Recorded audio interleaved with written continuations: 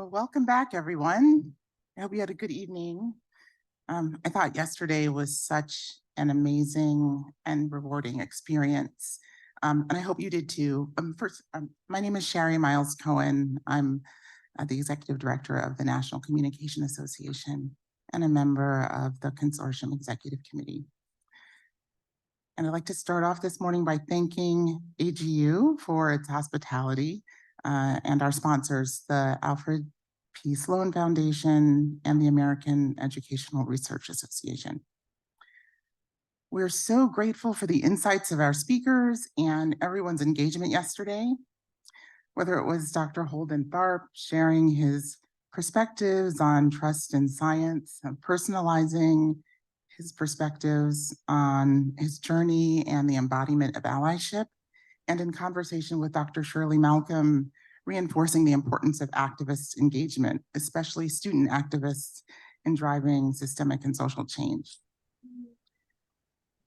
Or our distinguished and diverse panelists discussing their direct experiences with promoting collaboration in the unique ecosystem.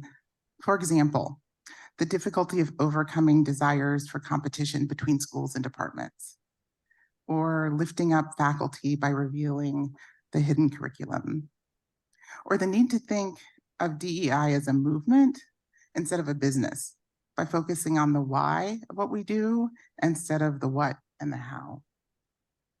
All of this moderated by Dr. Sharice Carney-Nunez, who insightfully reminded us, quote, that this is a time for individual and collective leadership, a time we need collaborators, not spectators. And let's acknowledge the young people who are doing it, as our host Billy Williams said yesterday, for sharing their early career perspectives, their concrete steps that their societies have already taken to cultivate leadership amongst early career professionals and graduate students, and ensuring our organizations do the hard work of naming the history of harm. So in all of this, I hope you all found inspiration and support for action on many fronts, both collectively here in the consortium and at your societies and your institutions. And I also hope you've enjoyed your time in community with one another, whether virtually or in person. The gender and racial equity work we are doing is often draining, and we need this community of mutual support and expertise to maintain momentum. So now let me turn the podium over to Dr. Ed Smith, the Senior Policy Advisor at the Education Council, to review today's events and to provide reminders.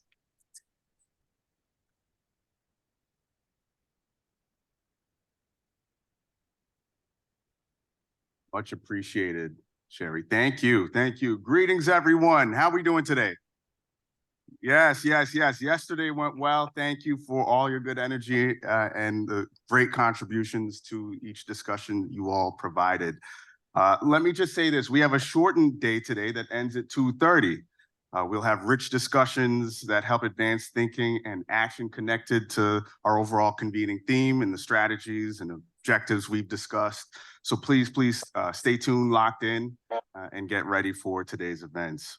First, I'll moderate a panel of 3 accomplished education leaders on priorities for research and the agenda we should be crafting to promote evidence-based action to counter the political and legal challenges we've all discussed yesterday and will continue to discuss today.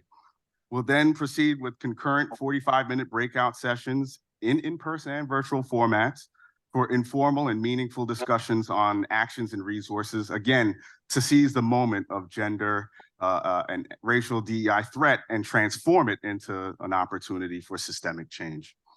Breakout sessions will end at 12:20 p.m. ET, followed immediately by a 55-minute lunch break from 12:20 to 1:15 p.m. ET, which will roughly be divided into 2 halves. Open time for self-care for lunch for about 25 minutes, and then networking as well as program time. And after that, we'll begin lunch at 1:15, our lunch program rather, at 1:15 to start. Actually, let me backtrack.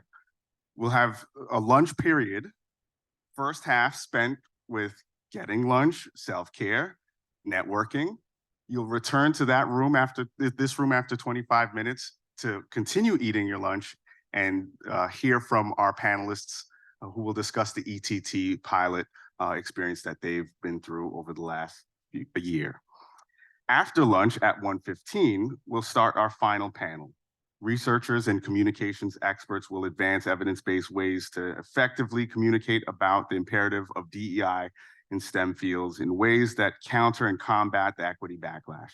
This panel should provide insights and strategies for societies and others to consider in their work. As we engage, please remember to practice our inclusive norms for everyone's benefit. Know the convening conduct expectations that are linked in your materials. You've received them prior to this meeting upon registration and again last week, including the do's and don'ts on the back of your agenda, as well as those provided to you upon registration. To turn on the closed captioning, click the Show Captions button on your own device. And with the thanks of AERA, we have ASL interpreters available during all plenaries. Please take note, our convening contacts and officials and their contact information on the slide and linked to your convening agenda.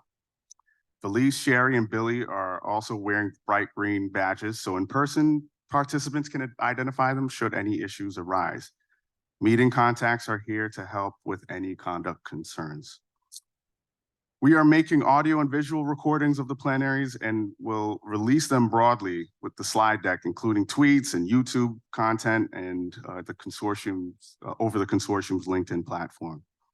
If you don't want to be recorded, participate only via Zoom and don't identify yourself or your organization in your Zoom window or in questions. We will not be recording breakouts, so please feel free to share as the spirit moves you. The Chatham House rules apply in everything in breakouts, and use the learning, but don't identify people or organizations as you recommend. Please do not make any recording in any medium of the proceedings or participants. Only Ed Council and AGU are authorized to make recordings. Hope you follow these rules well. We did a great job of that yesterday. And with that, let me conclude with the reminders and welcome our panelists to the front of the room. I'm delighted, privileged to introduce our next panel. So if you all would please join us at the front of the room.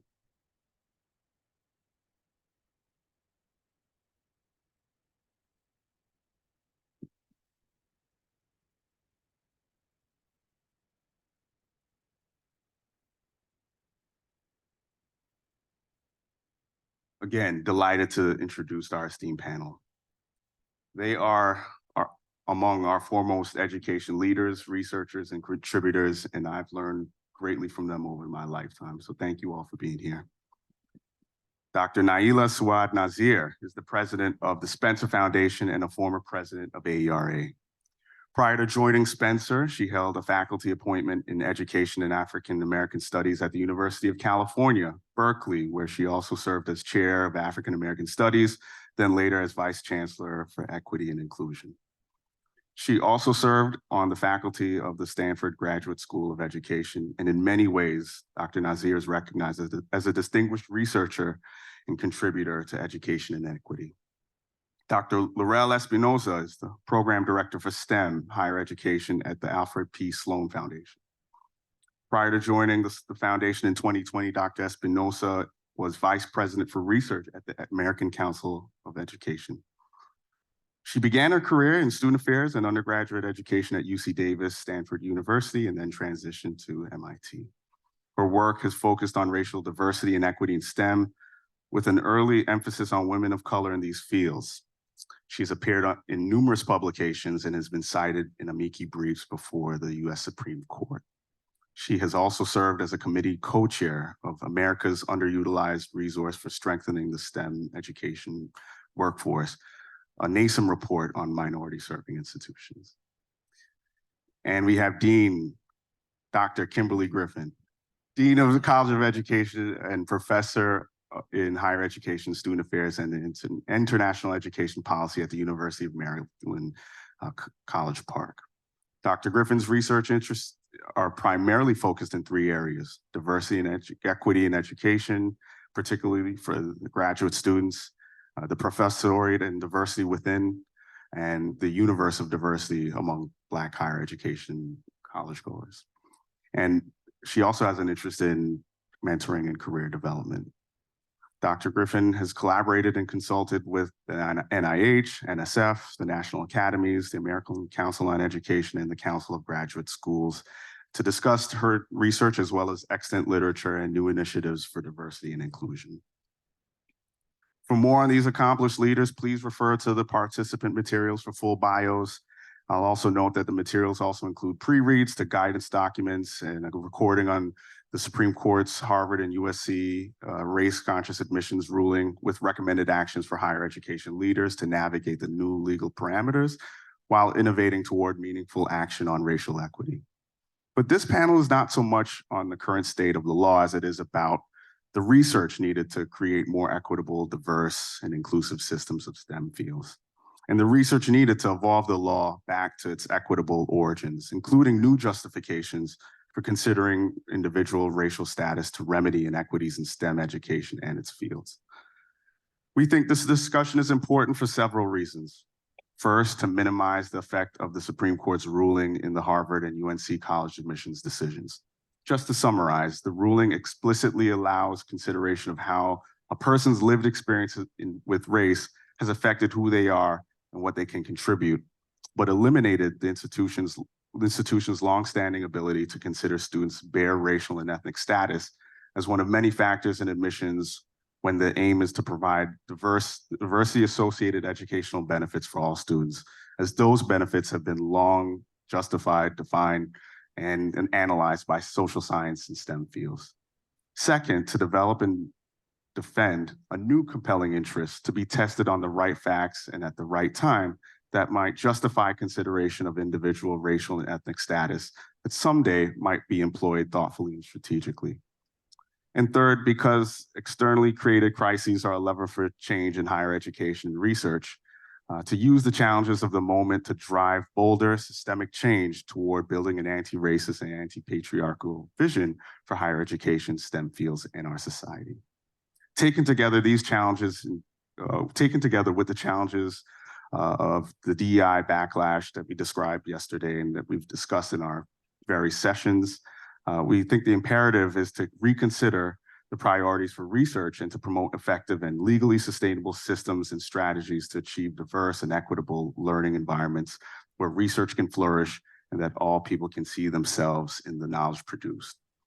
With that in mind, we'd like everyone to consider while you listen, what research exists today and what research can be developed tomorrow and promoted to disrupt the anti-equity movement? How can it be translated for broader accessibility?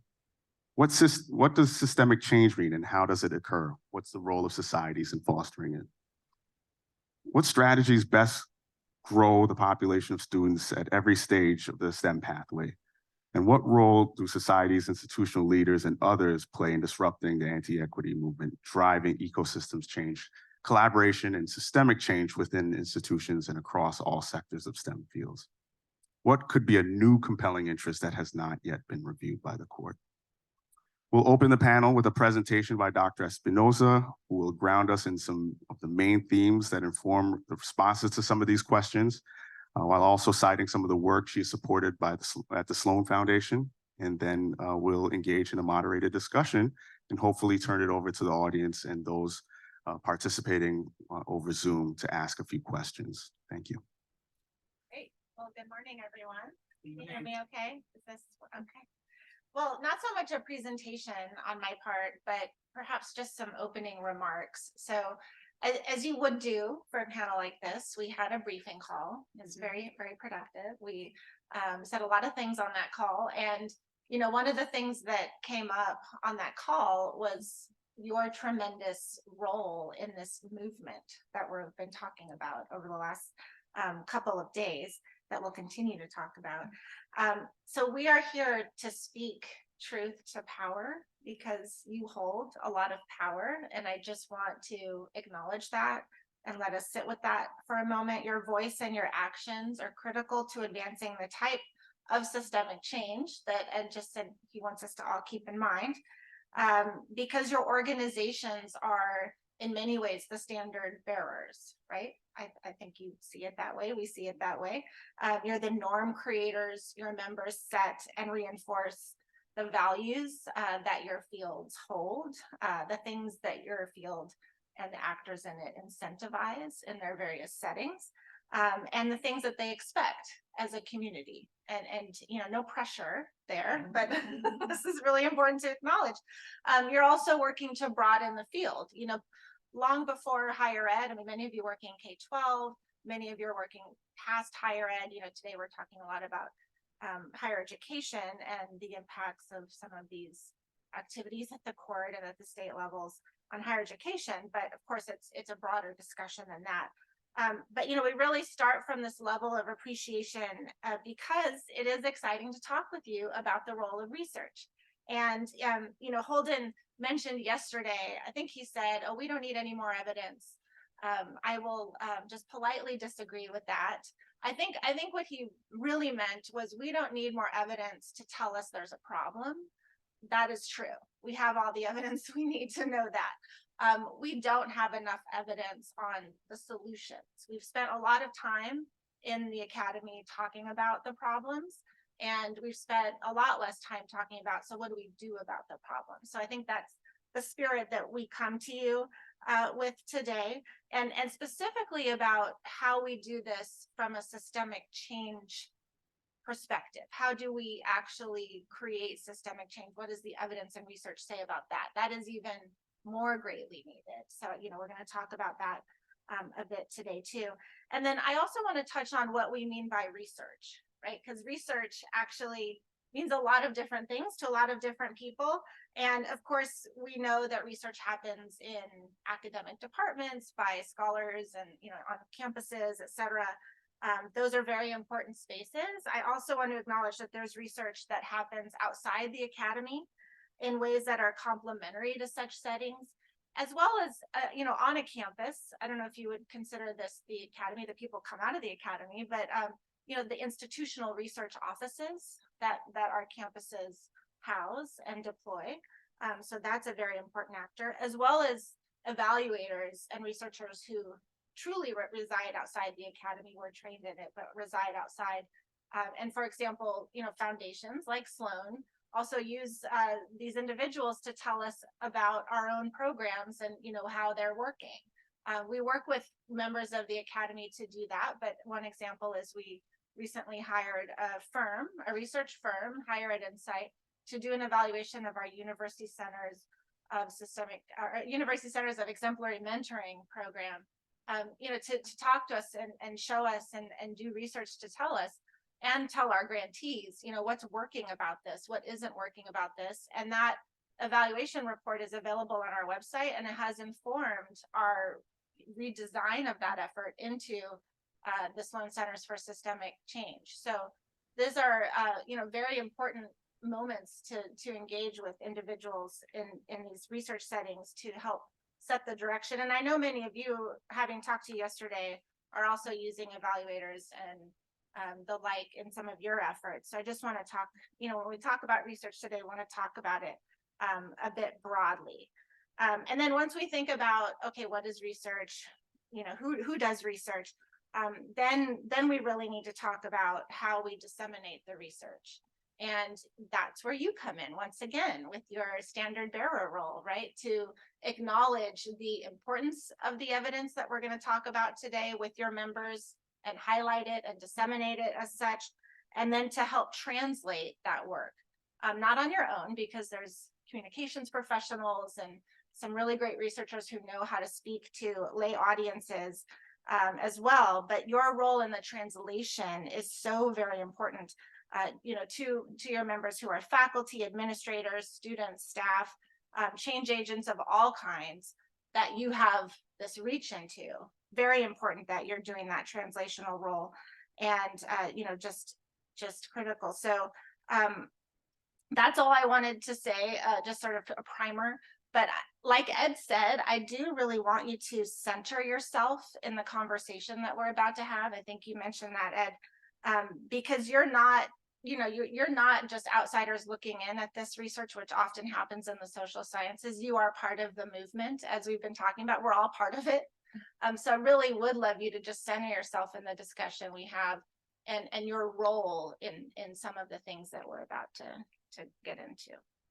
So that's my presentation. Sure. No, wonderful, wonderful. Thank you, Laurel. Thank you. How about we start here? Would you please just offer the ways in which your organizations across represented philanthropy, higher ed institutions, representing societies have responded to the court's decision? What communications and actions are your organizations prioritizing, maybe planning? Well, I'll jump in because I feel like it builds directly on where you ended, Laurel. First of all, I think it's important to say, in moments like this, and maybe I'll start with, I'm from California, from the UC system. We eliminated affirmative action in 1996. So, and watching that system over-correct, over-ascribe to the not just the letter of the law, but the spirit of that of those legal requirements was a great lesson of my career. So I think I would start with number one: we stay values driven. We stay values driven about what it is that we want our organizations to look like, how we want our society to look, and realizing that this backlash moment is part and parcel of being at the cusp of a new societal place that is truly exciting. Like, we have the opportunity in this generation and in generations forward to really think about what it means to live a true multicultural democracy. What will that look like? And all of our organizations have an important role to play in that. Secondly, I think it like, in some ways, affirmative action was a really important set of policies for a time and got us to a place that was primarily about representation. Now, representation is really important. Diversifying is really important. But there are bigger fish to fry, in a way. There are bigger fish to fry about what it means to create a truly inclusive society where different ways of knowing, different ways of being, different ways of imagining what a society could be take center stage, rather than a perspective that invites different color faces into the same old set of systems. So I think the opportunity before us is, what are the new systems we need to imagine and create? With respect to what our organization is doing, it really touches on your points about research, which is, our research needs to be a part of where we're reimagining the frame, where we can start with, you talked about the absence of solutions. I completely agree. The world I know best is education and research. And I think we're really good, especially us who are equity-minded scholars, we're really good at diagnosing the problem and understanding all of the tentacles and roots of it. But what we're less good at is, what should we do differently? And that, I think, is the research muscle we all need to develop. So we developed some new programs at Spencer around that. We call it transformative research, that are really about how do we as scholars work in deep partnership with practitioners and others on the ground to imagine something new and construct programs of research that actually begin to bring that about. So I'll stop there because I feel like I've been talking too long. And that's it for you, Kimberly. Thanks so much. So I was sitting here thinking a little bit about how to respond to this, and in the words of the ever wise Mike Tyson, everyone has a plan until you get popped in the mouth, right?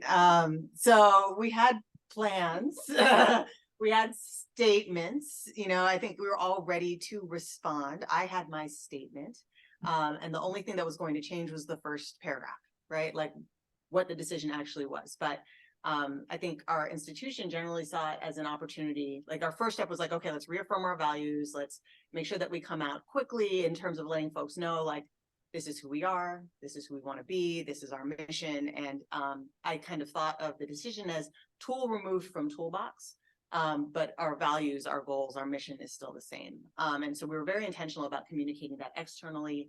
Our president and provost issued a statement almost immediately, and prior to that had gotten all the vice presidents, the president's cabinet, and all of the deans to checked in with us to see if we'd all sign it. We all agreed. So the statement was not just from the president and provost, but was from the academic leadership of the institution.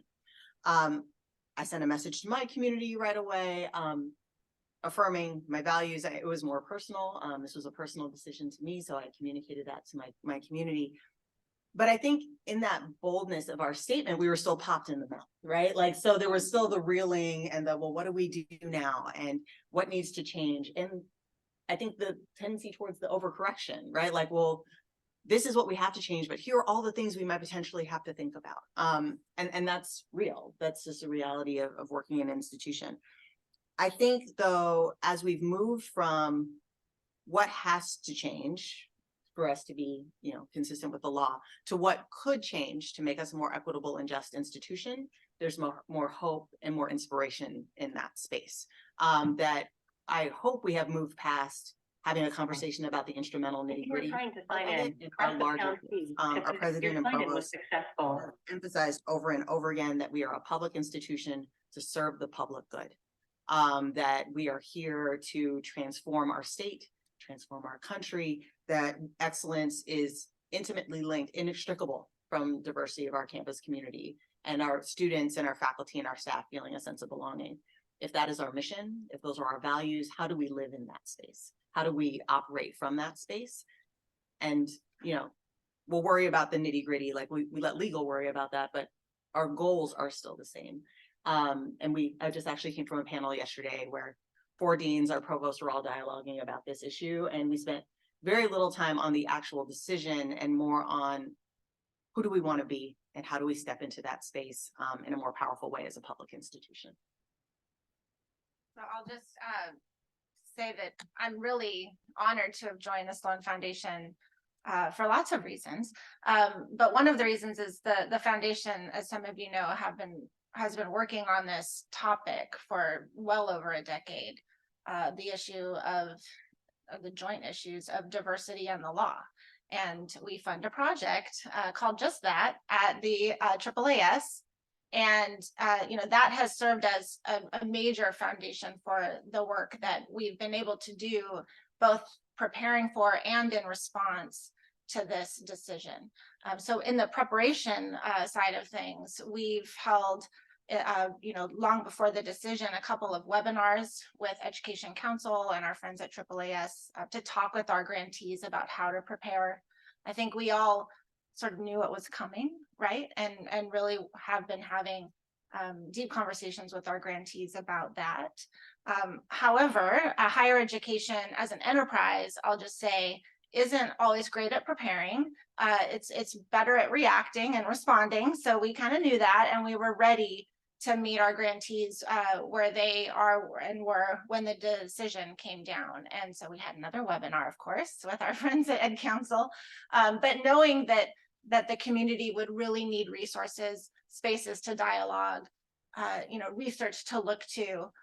We have also put into place a number of investments that we made, again, before the decision. This meeting is one of them. Yay for this meeting. We also have a project with the Council of Graduate Schools to work with graduate deans. We do a lot in the graduate education space when it comes to DEI. A lot of my portfolio is focused there. We also made a grant to the American Academy of Arts and Sciences to convene presidents and provosts with leading researchers, as well as practitioners, leading practitioners. And, you know, we're doing a lot of work with other funders. So we see our role, you know, bringing all of this work that we've done for all of these years, we see our role as one of catalyzing new work across the foundation community, both in science philanthropy and in higher education philanthropy, because we sort of straddle both of those worlds, or I do anyway, in my role. So doing a lot with other funders, and we have a new affinity group that we've stood up with the Lumina Foundation and the Rakes Foundation and now the Gates Foundation and others. Spencer is a part of it as well, and many other higher ed focused and science philanthropy focused funders who are tackling this issue straight on. And one of our major goals is to work with the higher education sector to be more proactive and responsive when it comes to all of this anti-DEI work that and you know, attacks that are happening. So the court decision, yes, but also at the state level. So that's another major role that we play in the environment right now. Oh, wonderful, wonderful. Just circling back to research and what might be needed moving forward, given each of your vantage points, can you discuss maybe the implications of the court's ruling? And if possible, offer any research questions, analytic techniques or strategies, or even a new compelling interest, perhaps, to foster new horizons for racial diversity, equity, and inclusion in higher ed. Start with you. Oh, you start with me again? Yeah. Okay. Well, I'll say in terms of new research, we're really proud to be supporting a project. So going to the state level context, we recently gave a grant to Liliana Garces, who's at UT Austin, who's kind of in the thick of things there in Texas, to study how the Texas law in particular is playing out on the ground. So I think one of the areas, you know, and I highlight that example to say one of the areas where we need new research is to understand how activities like the ones we're seeing play out across the states, and also, you know, responsiveness to the Supreme Court decision, how that's actually playing out on the ground, which you couldn't do that research until now, right? Because it's now playing out. And that will inform new research questions. It will also greatly inform practice. And I mean, I'm really glad that the research practice partnership piece was raised, because I think that's another critical area for new research, is for practitioners to be working with hand in hand with researchers to understand how their practice on the ground, again, is advancing equity, hindering equity, how it could, you know, how their practice could improve, how they could change. And this is also context dependent, right? In the different state contexts and different institutional contexts. So when you think about it, there are quite a lot of new projects that one could imagine in these various contexts. And those are exactly the types of things that I think we need to see some more funding. And again, with your role as societies, exactly the type of thing that you can get involved with as well. And you are, and I know many of the projects that you fund are focused on research practice partnerships that have social scientists in the mix. You're running learning communities with faculty and you know, different fields and departments, and are hiring evaluators to evaluate how those learning communities are playing out and the kinds of changes they're making. That's exactly the type of research that I think we need to see more of. Yeah.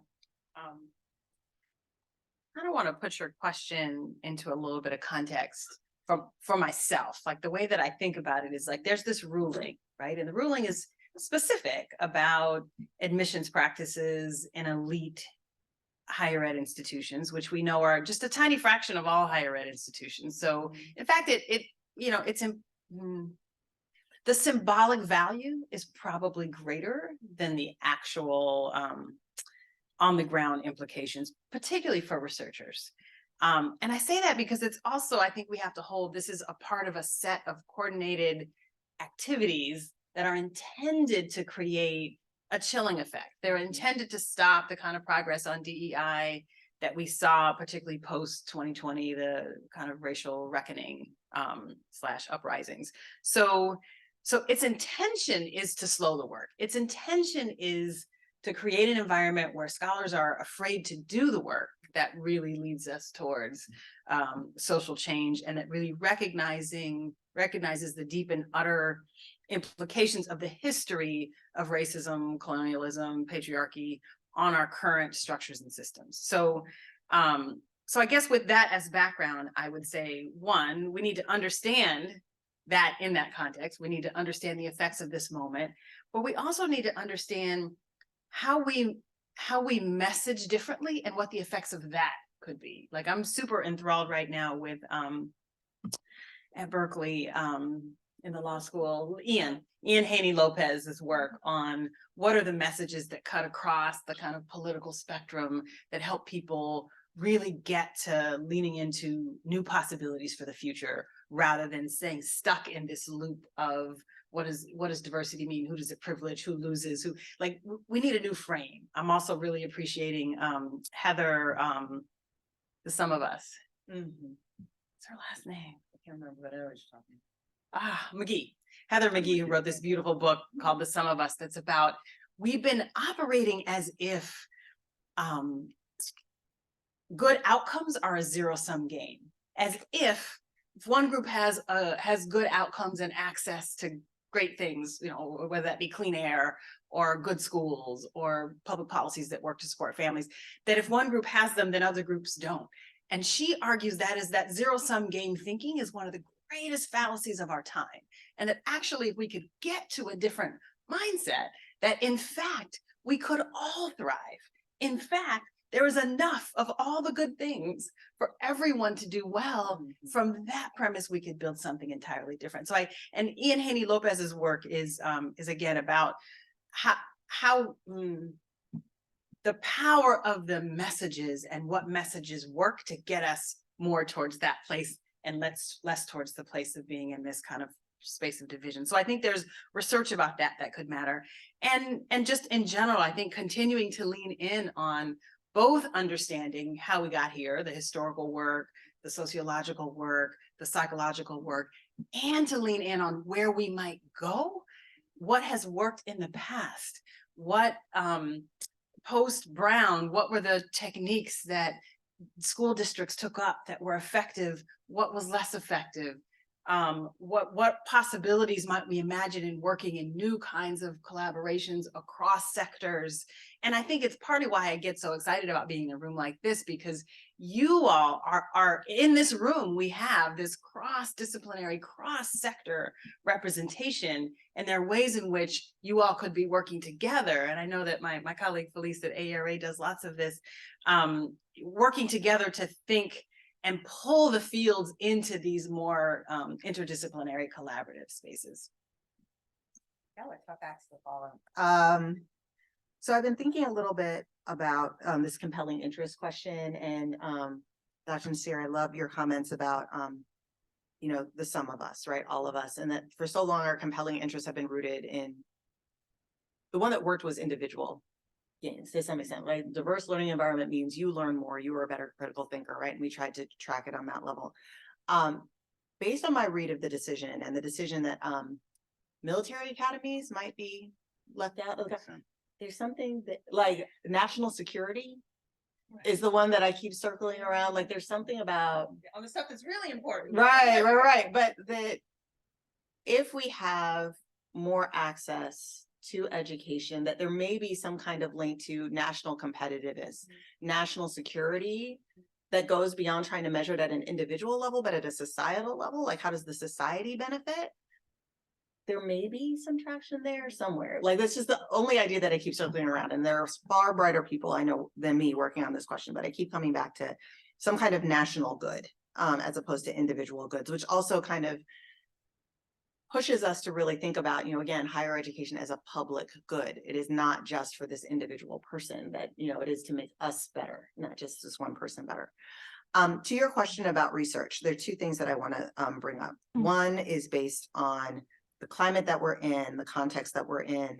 Something that I'm dealing with more and more often is protecting the scholars who do this work.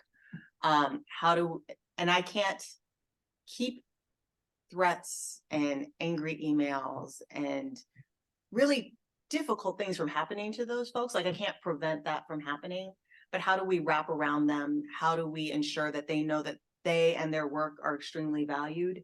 And in dialoguing with some folks about this type of issue and that this type of question, it goes a long way to know that your discipline, your institution are behind you and aren't just going to be like, gosh, well, I hope that works out. Like, you know, let me give you some websites to go to clear your data off the internet. Like, that we really show up in those moments and ensure them that they and their work are critically important, that we want them to continue to do the work, that this isn't an opportunity for them to shy away from the work, that we go beyond saying, well, they had the First Amendment, right?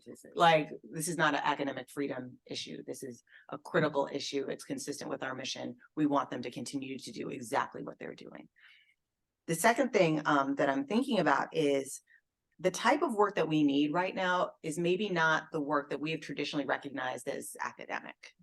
That so often we need work that is evaluative, that tells us what works and what does not. We need work that's highly translational, where we put a lot of emphasis on, and what should leaders do, right? Like, not just the perfunctory, longtime journal writer, you know, academic, you have your short little implications paragraph and you call it a day, right? But really thoughtful, concrete implications on how do we now engage in systemic change based on what I found.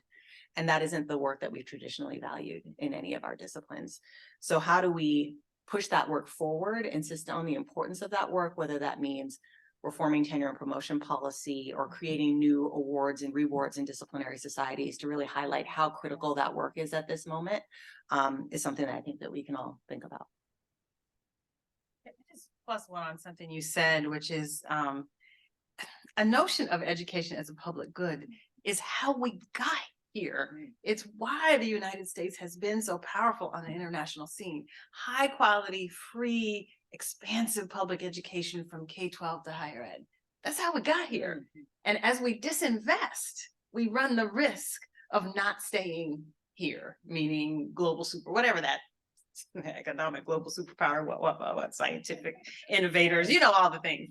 But I think it's important to recognize that that's not new. We've just moved away from it. Yeah, no, I mean, if people have run the numbers, like we literally cannot produce the number of teachers, of scientists, of nurses, of doctors, of anything if we're not invested in the education of everybody, right? Like, and I think there's a way to push that argument forward in a way that, I don't know, it would be compelling to everybody, but hopefully more folks would get the notion that like, okay, this isn't just about like one individual person, it's for the good of our country. Right. I can think of there's another public good, right? Science. Science is the other public good. And going back again, I mean, the through line here is that we're trying to approach this, we are approaching this whole meeting is approaching this from a systems perspective. And you, Kim, when you said this about you know, the new compelling interest being national, being competitive, that is a systems perspective. And it does require us and your members to think differently about their role in the system. And I'm really glad you said that thing about, you know, we need to stop incentivizing things that aren't actually advancing us, and start incentivizing this idea that we are part of this system to get to the good that is higher education, the good that is science.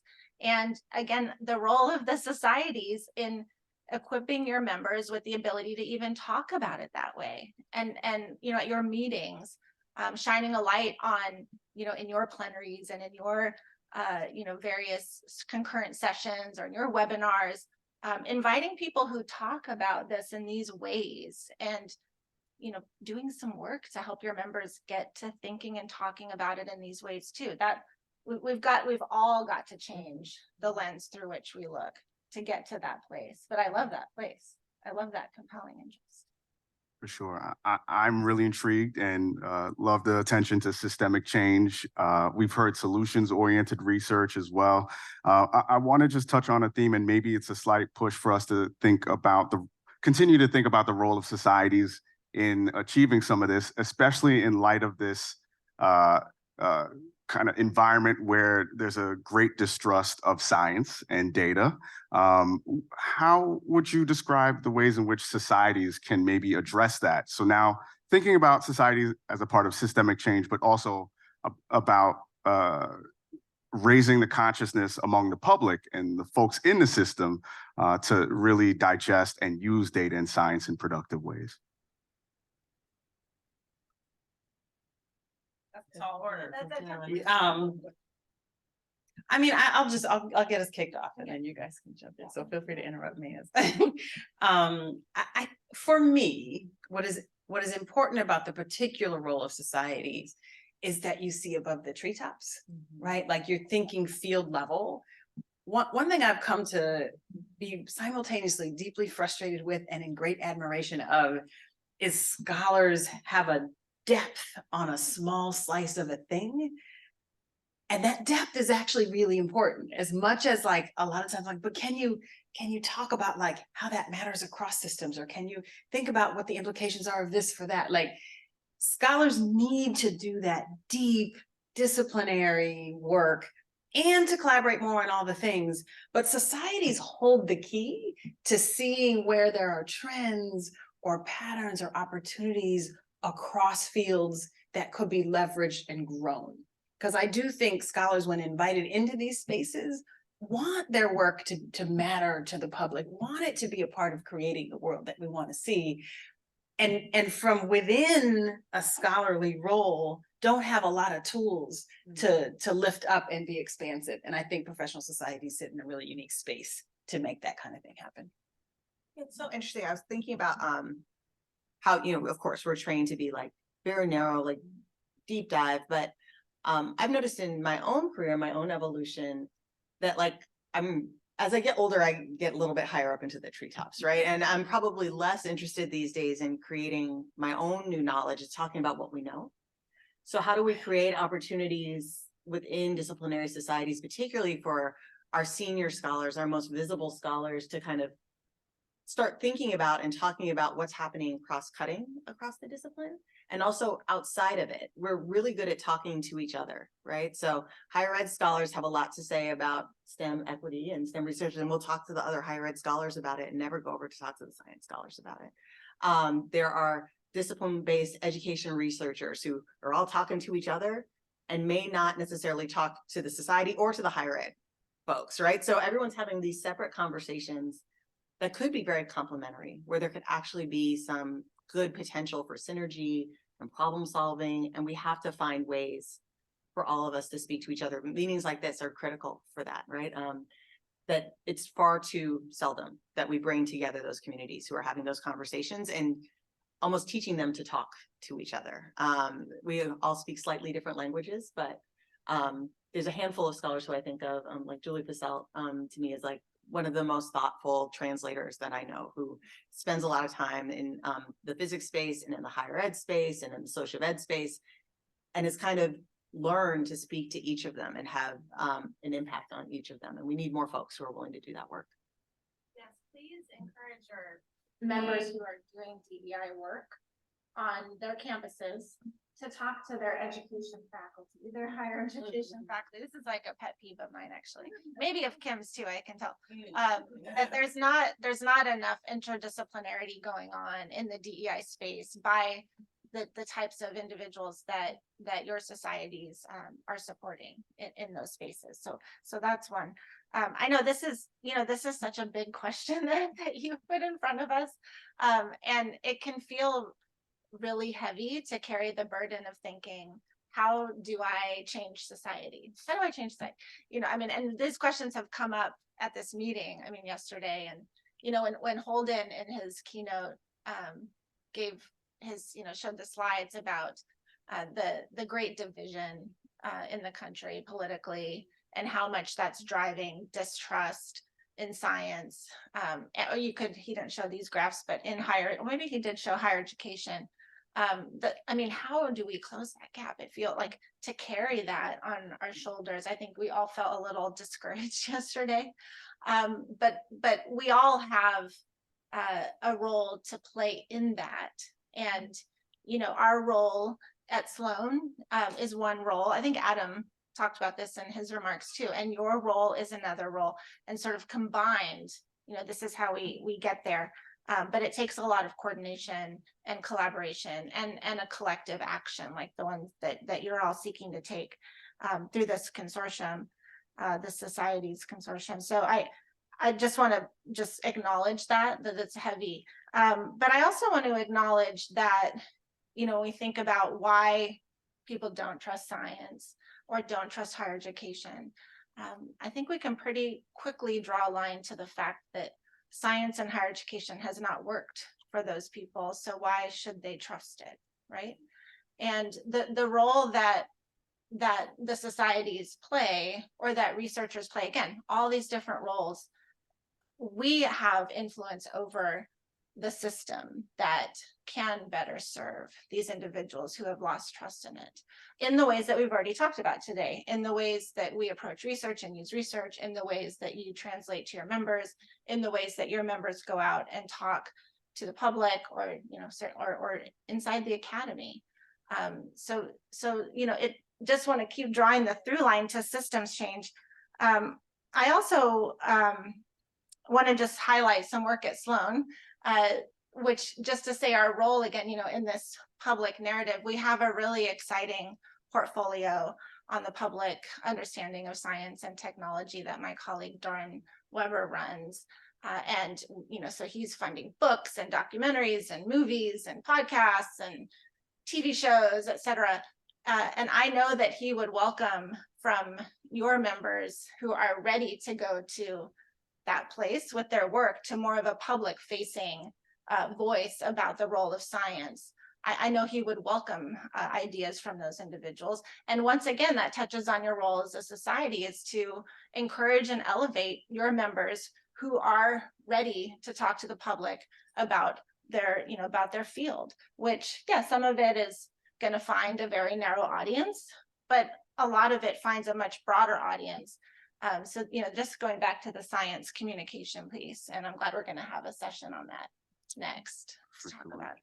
For sure. So I will just ask one more prompt before turning the conversation over to the audience and those on Zoom participating. I would love to just hit on the notion of diversifying the pathway into research positions so that we could, stemming on discussions we've had thus far, to complement that discussion with the discussion we've just had about questions, concept, techniques, and maybe compelling new interests, knowing that we have experts who have kind of studied mentoring, experts who have led societies that have tried to diversify the emerging leadership programs, the research programs, and the participants of them.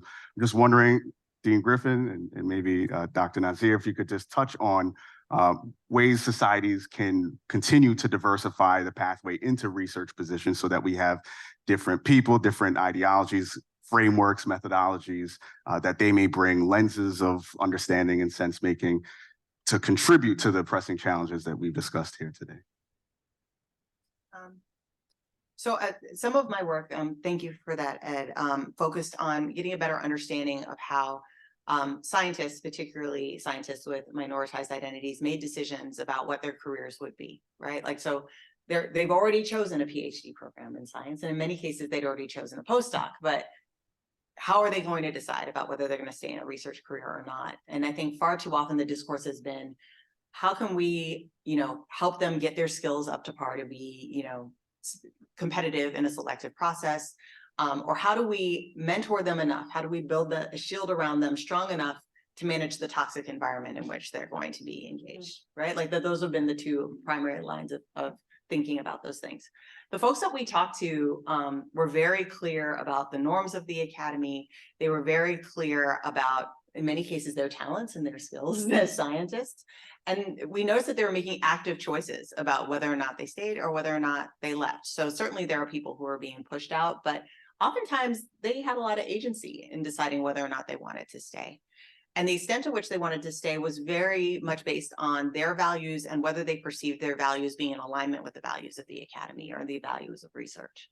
So if they valued serving their communities, if they valued diversifying the next generation of scientists, if they valued teaching and mentorship, that oftentimes they didn't see that as fitting into certainly an academic career, right? And sometimes not even like a research career, that they really wanted to feel like they could live out their values in whatever it is that they do. So as we think about disciplinary societies, institutions in particular, but disciplinary societies more generally, how do we signal what is valuable in our field, what makes someone a scientist in our field or a researcher in our field, what outcomes are valued?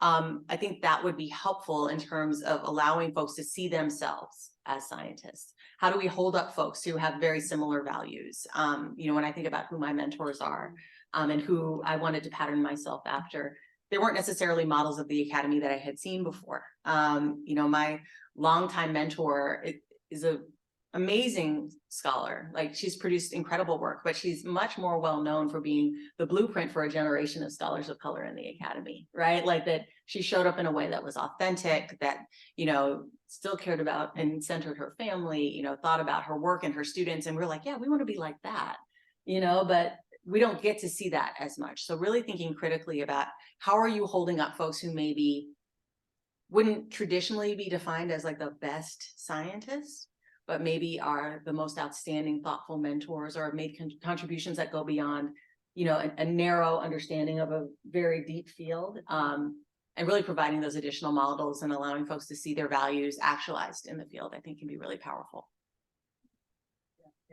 I agree with everything that Dean Griffin said. I was thinking as you were talking, like, so the questions we ask ourselves when we're on this path to becoming a thing or deciding not to become a thing, right? Like, do people like me do this work?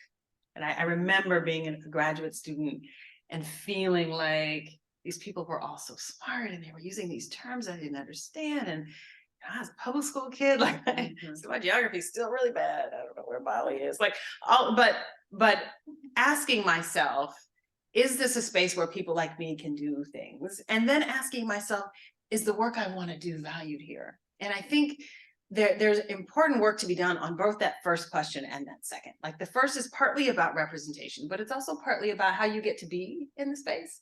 I am also very mindful, as you said, that I don't recall many mentors who were also mothers. And I already had a bunch of kids by the time I was in graduate school. I had 4 kids, they're adults now. The last one just went to college, so you see me at the club later. But it wasn't a part of that, like, you vicariously learned that either you didn't talk about your family or you made a choice. And I'm not that old. I mean, I'm old, but I'm not that old. And it doesn't take much for people to read the small signals and check out of a thing. So Deborah Ball in my field, so professor at Michigan, talks about the interstitial spaces of learning, like what happens in the informal spaces in between, like the class time and the homework time, and she talks about how these, I can't remember her terminology super well, but in those moments, in those interpersonal interaction moments, what's being messaged? And I do think as scholars and as professional societies, we are messaging things and being really mindful of what those messages are.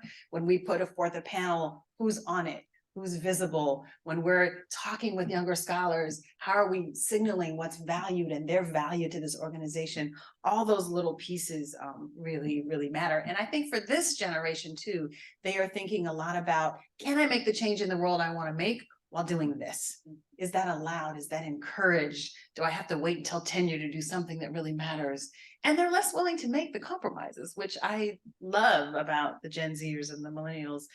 So I think just attending to the nature of the environments that we're creating for folks to be a part of. Wonderful, I wonderful. should put a +1 in that, the whole life part. I think this generation in particular, and that we were socialized in a way where you didn't talk about a whole life. What's the term y'all use, Ed? What, you're of this generation. It's not rest, it's self-care. Self-care. Self-care. Yeah. Self-care. That's why it's from me. But it's interesting to walk in the space where, like, I'm actually trying to be more intentional about naming those things, Yeah. you know, and particularly, like, you know, I have a little guy, he's 4, and like that I don't hide that I have a little guy who's 4, that, you know, I talk about him a lot.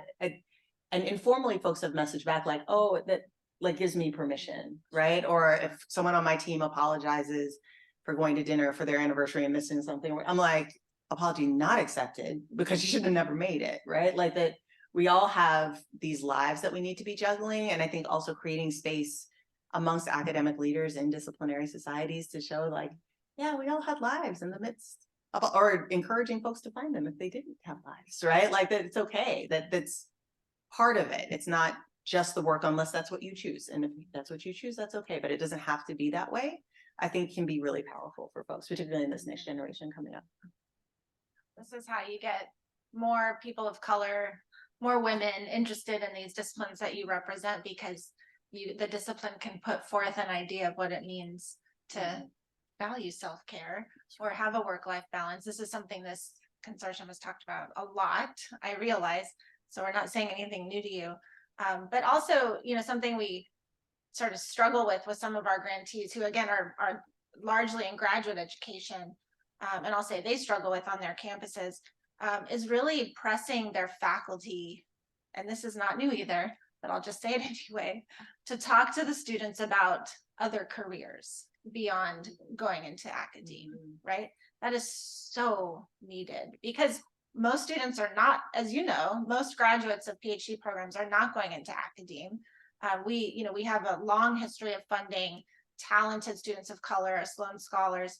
About a third of them go to academe, and these are the sort of best and brightest who would most likely go to academe, and about a third are doing that. They're doing other things, but their programs are not valuing their destinations, and they're not getting the advice they need, and they have to find it elsewhere, and they have to have mentors in other settings, which is not bad, but they're doing it out of necessity because they're not getting the direction. My predecessor, Liz Boylan, funded a project at AAU called the PhD Project, which is trying to change that narrative, and I think did a really nice job with the institutions that were a part of that. And then one other thing I just want to plug in terms of this sort of thinking outside of what we've considered the norm to date is also pressing your members and putting in front of them, and again, creating dialogue around different types of methodologies in terms of the research they're doing. So we also fund the Sloan Indigenous Graduate Partnership, which supports a whole other cadre of master's and doctoral students who have Indigenous perspectives. And they're struggling with faculty who don't understand or are not even open to the idea of them bringing Indigenous methodologies to the table. And we're challenging ourselves at Sloan too about STEM and our definitions, and should we be thinking slightly differently? Well, the answer is yes, we should be, but we are starting to go there because again, this will make these fields more attractive to students, that they can bring their whole selves, their unique perspectives. We say lived experience, but it's really lived expertise to the table, and so that's something else I'd love to see this group address. And it makes our knowledge better. It does. And it makes our knowledge more robust. The multiple ways of seeing a thing and understanding a thing, the multiple ways of describing it and collecting data about it. It's not just, and it makes it more inclusive, and it makes us know more things and have a more robust knowledge base in our fields. Sure. Yeah, and this is you're naming it. This is the reason we want diversity in science, because innovation is about diverse perspectives. That's right. and perspectives we haven't considered before. Absolutely. So it's really, Absolutely. Ashe, amen. I want to welcome other perspectives and maybe questions from the audience.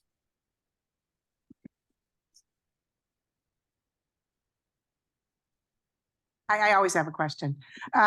So thank you so much. I would add that not only are they not supporting their career development, they are bullying them and harassing them out of making other choices. So it's much more hostile than you. I hate to correct a fantastic panel, but that one thing I just have to say, it's not just not supportive, it's like really bad. So unethical to that point. I have a question that I hope you can help me with. I feel like we have all this great scholarship coming out. I'm learning so much here and trying to immerse myself in the new academic best practices and ways of doing. I mean, we've known for decades, okay, let's say a decade, that click-through bias, implicit bias training is hostile and negative and does damage, okay? And yet I still go to places and they tell me that's what they want me to design for them as their DEI program.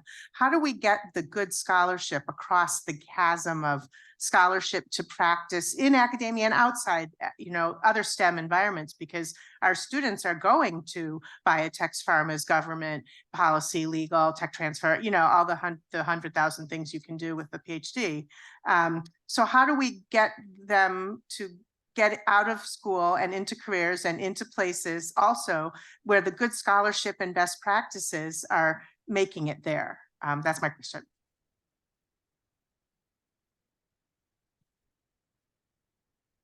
So if we're thinking about systems related change, right? I think that there are a lot of folks who have a lot of knowledge who are not incentivized to share it in those ways, right? So if I think about like what's my responsibility as a dean and as an academic leader, it's to create a context where that type of work isn't just like, good job, right? But like is actually celebrated, is incentivized, that like you are here to make an impact. And that impact certainly can be in your discipline, but I would be extra excited if I saw it actually having an impact out in the world, right? So there is a lot of work that's being done. And I think we're not doing a very good job of synthesizing it making it actionable. So we may know that click-through implicit bias training doesn't work right? How can we say that in a soundbite and offer like what you should do is, right? And we don't do that part. We're just like, yeah, that's not good. And here are the, 80 papers that say why that's not good. So as I think about like what my role and what my work is, it's to celebrate my faculty who are doing that work, to create incentive structures, and encouragement, carrots rather than sticks, for my faculty to do more of that type of work. And for me to be a connector and really amplifying that work and making connections, that if I hear that someone needs a training or hear that somebody needs some support or there's a question about something, that I'm putting my faculty in contact with those folks. We're having really good luck with supporting learning communities. I mean, as opposed to these, yes, one-offs, this is, so I can mention Julie Passelt, who we also have been supporting for the Equity in Graduate Education Consortium, where again, leading researcher in the field, bringing the evidence to bear on a community that is organized within academic departments made up of faculty and department chairs and students and staff, and going through a very long and not too arduous though process of learning together about implicit bias, about how they can do admissions differently, about what systemic changes and how do they do their work through that lens, and how do they change their policies, how do they change their practices, how do they do recruitment, that has been something that we've been really excited about supporting, and we've done it at the consortium level too. With APS IDEA, we supported learning community model again. I think there's a lot to be said for those. They're a little more time intensive, but if you design it correctly, the way Julie has, she's doing it in a way that it's doable, and people are benefiting so much from it that they're encouraging their colleagues to do it too. It's really exciting. Excellent. Art, I know you had a Hey, question. good morning. I'm Art Coleman, Education Council. First, thank you. Exceptional. Like the focus on multidisciplinary, actionable research is exactly what this moment needs. I just want to elevate one point that Ed addressed in a question that got alluded to in answers, but I just want to call it out as one of the token lawyers in the room. In 5 years or in 15 years, there will be a case to get this court to revisit a flawed and superficial Supreme Court decision that was rendered 2 months ago. And we need to be ready with that, not only articulation, but the foundation for a reconceptualized set of compelling interest that could put us back on the right course. And so as important as current trends in the sort of the immediate moment, which we are all feeling and exhausted from is, we have got to have a mid to longer term strategy around investment. And when we say multidisciplinary, and this is just for the benefit of all the PhDs in the room, I'm married to one, include lawyers in the frame of that conversation, because you don't want 1,000 flowers to bloom in a garden that's going to get you nowhere, because you haven't embedded sort of the legal analysis about what's likely legally sustainable in 5 or 15 years. That's my plea. First of all, Art, it's great to meet you. You're legendary. Oh. So I'm glad that you're here. Yeah, we love lawyers, when y'all can behave in the room. No, we're hosting at Spencer a convening coming up in early October that focuses on reimagining equity in higher ed, kind of post the SCOTUS ruling, and I'm really experimenting with bringing legal folks together with higher ed scholars, with higher ed practitioners, and really thinking together about kind of this next layer. What are the legal strategies? What are the kind of org specific strategies? And then what are the ways we need to tell a different story? So keep you posted on how that works. I don't know others are doing similar kinds of things, but great point. Marcia, well, this will Hi. be the last question. Hi, Marsha Lusky with Optica, and I want to kind of take us back to that last question, because this has been great. Thank you guys so much. This has been wonderful, except I can't type quickly enough and I can't get all the names right. So is there, as an organization that works not directly with a university, but lots of scientists all over the world, We have the ability to do trainings and invite speakers to our meetings and do all sorts of programs, but I like access to lists. And so some of this is to Jamie and the consortium, but also to you all. If we can get the names of some of these speakers and the names of some of this program and these resources that you've been talking about, and that would be wonderful. Because then we have the capacity to get them in front of all of our members for the whole consortium. So that's more of a plea than really a question. I really like that idea. Actually, I think that's something that we could really get behind because we need it for our grantees as well. But this moment needs to lean on the many experts, you're right, that have been doing this work this whole time and bringing their voices up. Thanks for raising that. I love that. Sure, and I'll just offer that, as many of you know, the Society's Consortium will produce a compendium of resources and recommendations that emerge from this meeting, included in there a number of the reports, authors, policy actions, names, etc. Jamie Taylor and I have been keeping track of everything that has been recommended in these plenaries as well as the breakout sessions. So Marcia, look forward to that. And certainly, as I mentioned earlier, we posted the themes from yesterday's discussions in our participant materials. So Jamie was pretty effective in drafting those 8 to 10 themes that emerged. So certainly click on those if you have a chance. There are some recommendations included there. Everyone, please join me in a round of applause to thank our esteemed panel. Thank you so much. And can we thank our fearless leader, Ed, wonderful stewardship and leadership of this panel and great moderating. Appreciate you. Appreciate you. Too kind. So we are going to transition to breakout sessions in a minute. While there, please observe the breakout inclusive norms. You could see them posted on the slide. Our participation is included. Share the air and critique ideas, not people. There will be no recording. So what's in the conversation stays there, but please take the learning with you. And you can have your camera for virtual participants, have your camera on or off, and please don't comment on anybody who chooses to have their camera off, please. It should be an inviting space and people should show up as they wish. There will be 3 in-person sessions and 4 virtual sessions. So you will have the in-person and virtual versions of the 3 that you will see in the next slide, continuing this conversation towards a research-backed action agenda for gender and racial equity research at a time of Supreme Court and political challenges. Must a STEM career be hostile to family and personal responsibilities? Again, stemming from some of the points made here, engaging existing strategies and calling for system changes.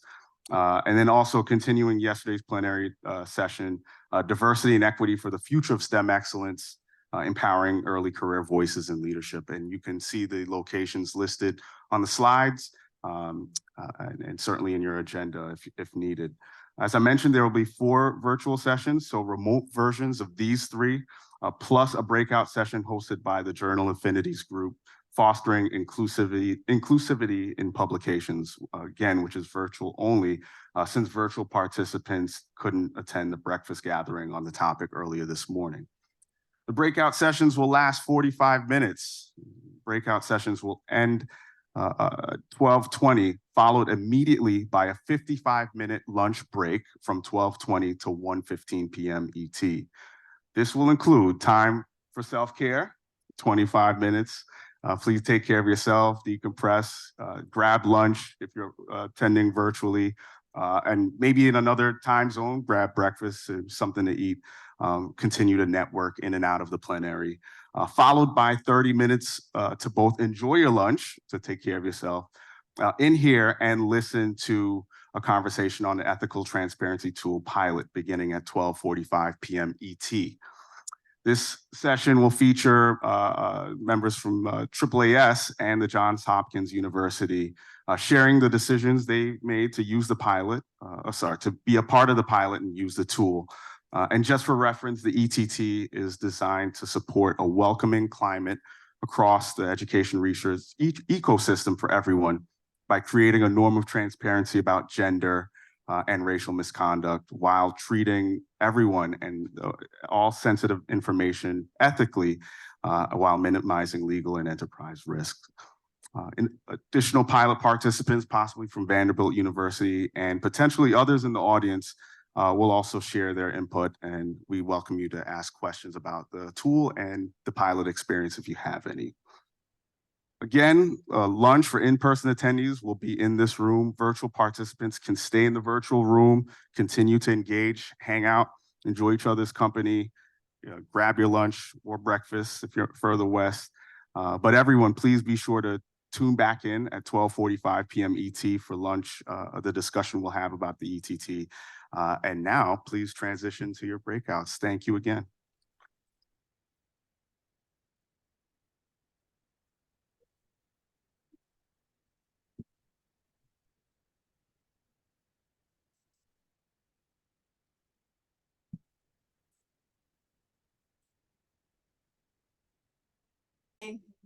I hate to interrupt all this wonderful lunchtime conversation, and I hope you will continue to enjoy your lunch.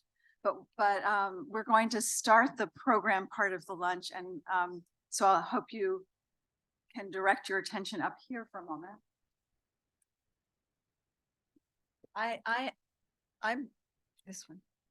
I'm sitting here, I'm here with Dr. Travis York, the Director of Inclusive STEM Ecosystems for Equity and Diversity, SEED at AAAS, and Shannon Schumpert, Vice Provost for Institutional Equity. Is this not on? Yeah. We'll start over. Yeah, it's not on at all. Okay. Hello? That's better. Okay. Yeah, I can hear you just fine, Jamie. Can you hear me now? Yeah, I can hear you. All right. Hi, everyone. Thanks for letting us interrupt your lunchtime conversation for programming. I'm here with Dr. Travis York, the Director of Inclusive STEM Ecosystems for Equity and Diversity at AAAS. This is the SEED program. And Shannon Schumpert, the Vice Provost for Institutional Equity at Johns Hopkins University, who's on virtual participation right here. And as we begin this lunch program, which will talk about the ethical transparency tool pilot. The ethical I'm just going to say a few words about the ethical transparency tool and then turn it over to those who are planning to participate in the pilot. The ethical transparency tool, ETT, is designed to help organizations and people to lead in creating a norm of transparency about findings of gender and racial misconduct, not just for one entity or one transaction, but across the education research ecosystem over an extended period of time. It facilitates individual consents to disclosures that last for 10 years and automates requests for disclosures, making it easier and more efficient for societies and institutions of higher education and research to share the existence, date, and generic type of misconduct findings against a person. ETT highlights sexual, gender, and racial misconduct, as well as covering professional, licensure, financial, and research misconduct for utility. It's designed to help avoid unwittingly passing the harasser while treating everyone and sensitive information ethically. It preserves each entity's independence in policy and decision-making, including how to treat everyone fairly. ETT is just a tool, and it does not diminish a participating entity's ability to determine whether a person has learned, changed their conduct, and can again regain trust. And it minimizes legal and enterprise risk, as well as whisper campaigns. Disclosures are made directly by any entity that made a finding to the ETT participating society or institution that requested it.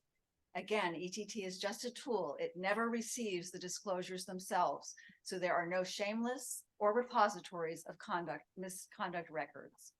Travis and Shannon, as well as Ruza Shellaway, the Vice Chancellor, General Counsel, and University Secretary at Vanderbilt.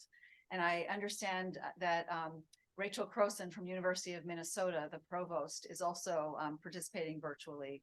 And maybe others who are here from societies and in the audience will share their perspectives on ETT and their organization's decisions to participate in the pilot that is planned to begin later this year. They, along with other higher education institutions and society leaders, served on an advisory working group that's on the screen that helped us design the ETT.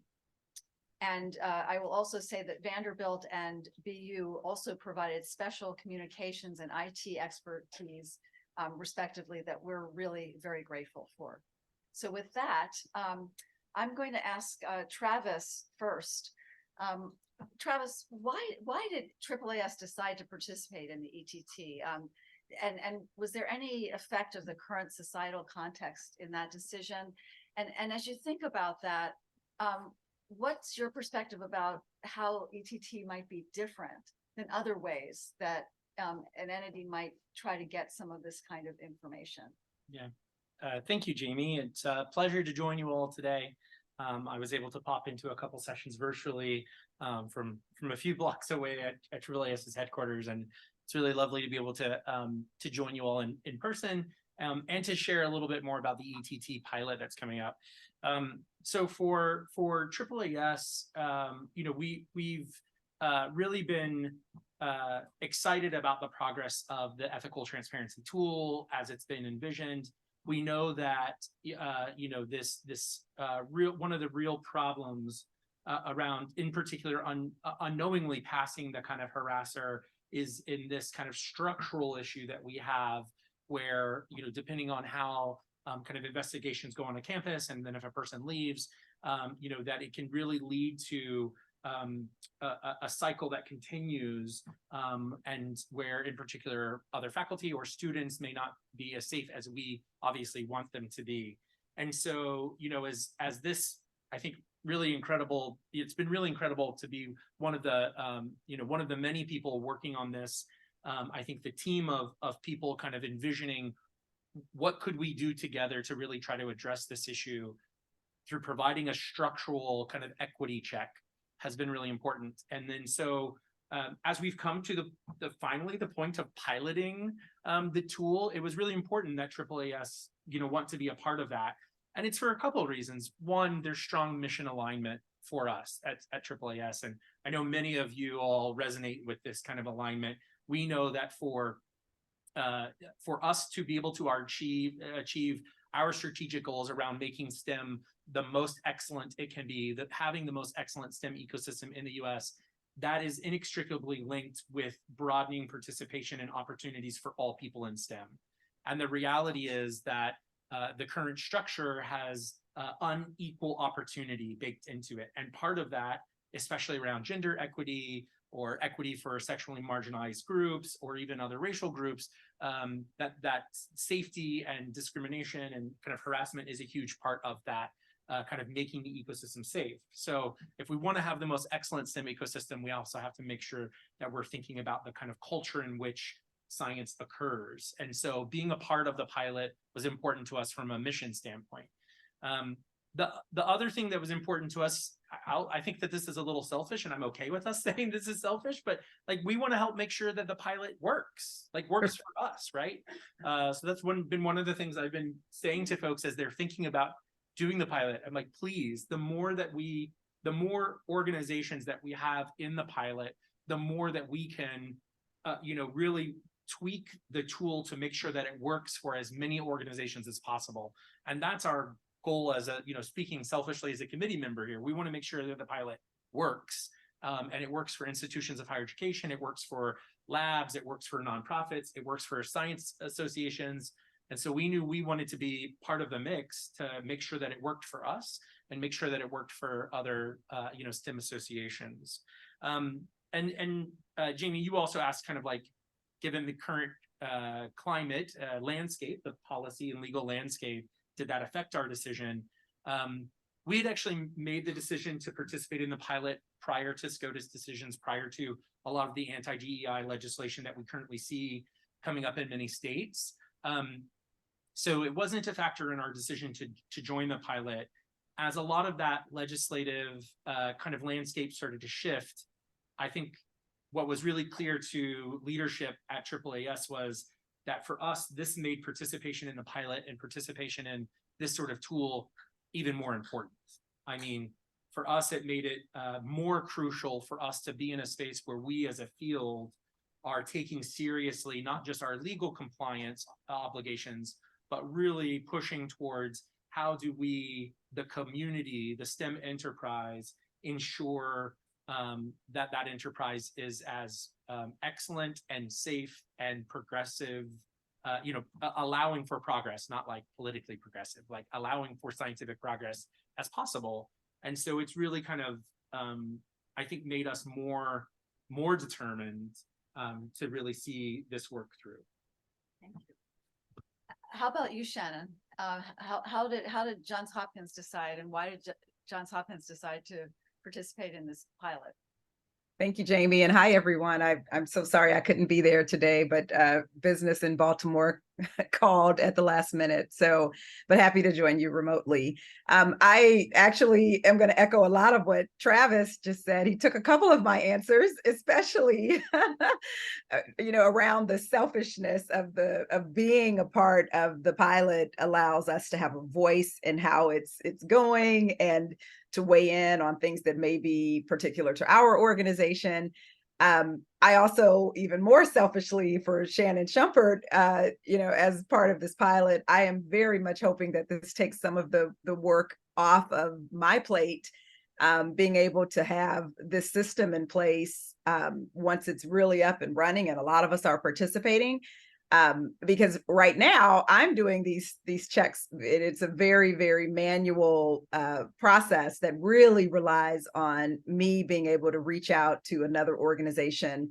I'll be honest with you, I've been doing this for maybe a year and a half now, that we've been doing our misconduct checks just on a very senior level members of the organization as they come on board. And I have not encountered any what I'll just call hits or any findings of misconduct, and my skeptic mind questions that.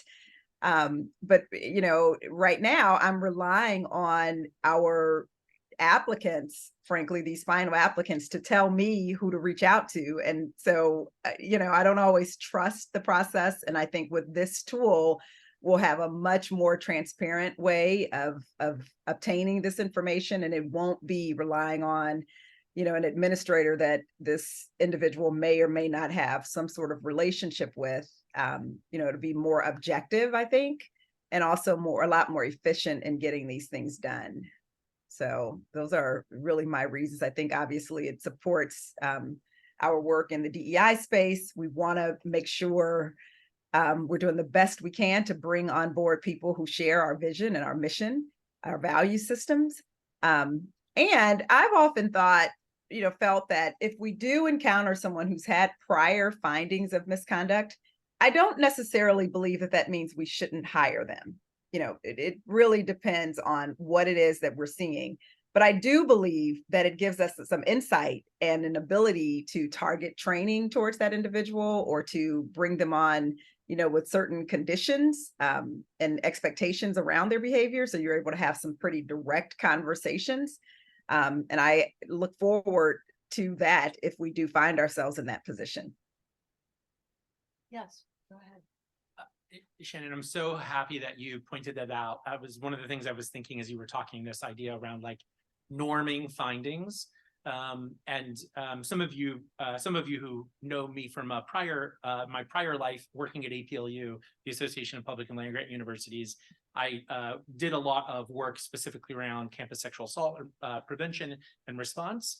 And one of the things that we talked about so much in that legislation was, if you have an institution who is having no incidents, that's a huge red flag.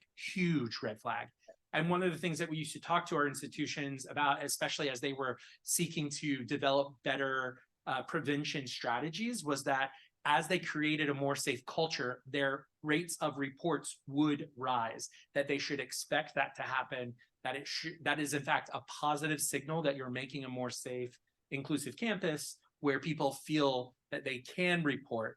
Because if you're having no reports or very few reports, you're in a place of silence. And I think, as Shannon just so, perfectly mentioned, I think that part of this is for us to, I think the value of ETT, and one of the things that we want to make sure that we're really kind of being wide-eyed about is it does not remove, it should never remove the professional decision-making of an organization in the process. Just like institutions should not use a standardized score to determine enrollment, when you're hiring an hiring at your institution or awarding any sort of benefit, an award, a promotion, a designation of a faculty or staff member being a mentor, those sorts of privileges we should be wide-eyed about kind of looking across and norming kind of findings and using those as part of the ways that we in fact increase the professional expertise of individuals and kind of not just this yes or no kind of function, but actually as a way for us to help people be the best professionals they can be. And of course, and you just mentioned a whole range of ways in which this tool can be used: honors, employment, mentoring, assigning people to mentoring Promotions. responsibilities, etc. I know Ruza Shellaway from Vanderbilt's also here, maybe participating online, and I'm wondering if Ruza, if you're there, if you would like to share a few words about what your perspectives are about this tool and why Vanderbilt is joining and how you might want to be using it. I'd be happy to. We were really excited actually when we were approached about the ethical transparency tool, because shortly after the NASM report came out, we had adopted for Vanderbilt a form that we had new faculty who we'd made offers to sign that indicated that either there were no open complaints against them, or there were no findings against them, or if they couldn't indicate either of those things, that they gave us consent to speak to their current institution about any of those issues. And we implemented that, and we ran into a couple of instances in which the faculty member was totally forthcoming with us. But when we reached out to the other institution, they had not seen any sort of disclosure or consent form or waiver like this before, so they didn't know what to do with it.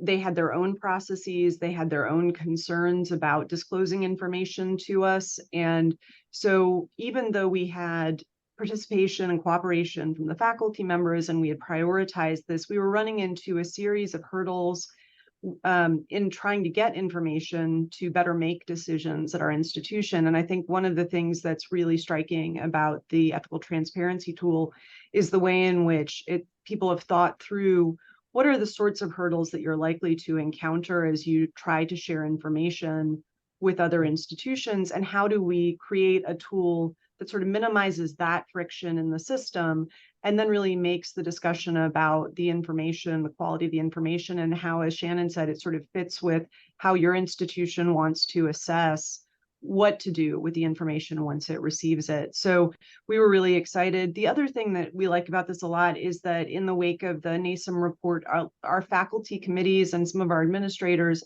started experiencing something Jamie referred to, which were the sort of whisper campaigns about particular faculty members. And our committees and our administrators were really pretty flummoxed with what to do with sort of unofficial information that was being shared outside of channels. And what this really does is it creates a much more official, effective structure that also allows the faculty member about whom the information is being shared an opportunity to know that it's happening and to address it if they want to do so. And so we just feel like it's a very fair tool as well.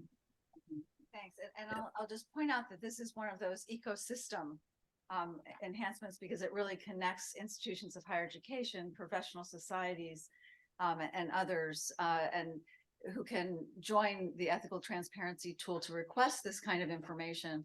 But once when the consent becomes a condition to being considered for an honor, depending on what your particular entity wants to use it for, when it's a condition to being considered for those things, then you really have a situation where any entity in the whole world that might have made a finding could provide the information. They don't have to be a member of the ethical transparency tool to provide the information.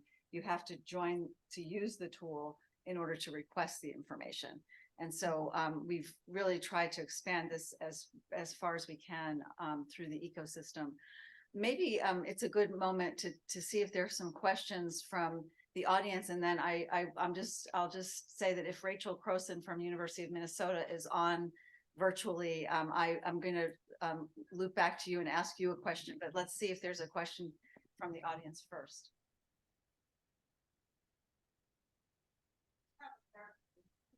Sure. Can you explain how it helps with whisper campaigns? I don't understand the mechanism of how that information would get in, because you're not filing a report in the tool. So how does that work? Well, when a consent, when there's a consent for disclosure of the information about, basically, if you're considering someone for an honor, you're considering someone for hiring, whatever you as an organization want to use the tool for, that person has to consent to having this process apply. And once that consent is provided by in any one circumstance, it lasts for 10 years, and it can be used by any of the entities that are part of ETT to request information about that person when that person's being considered for some role that you want to use the tool for. That same consent can also be used for that whole 10-year period by any entity that has actually employed the person, other societies they may be members of. So once you've got that consent on file, and if you are an entity that is part of the tool and you are considering that person, you can use that with another form that we have that's a very easy check the box disclosure form that is sent by the tool automatically to all of the affiliated professional organizations and employers of the individual. And those employers are then able to fill out a disclosure form that is, again, it's very factual. It's just, was there a finding of the kinds of types listed? And there are various types that have like 2-sentence descriptions, so you can easily check the box. And what year did it happen in? And that information is then very reliable, factual information. It is not the kind of information that is likely to have legs in terms of a defamation suit, because it's factual. It's either the finding was made, the year it was made, the kind of finding. And so that provides reliable information from the most reliable source, rather than just hearing from the grapevine that this person has some issue against them. So that is how it helps with the.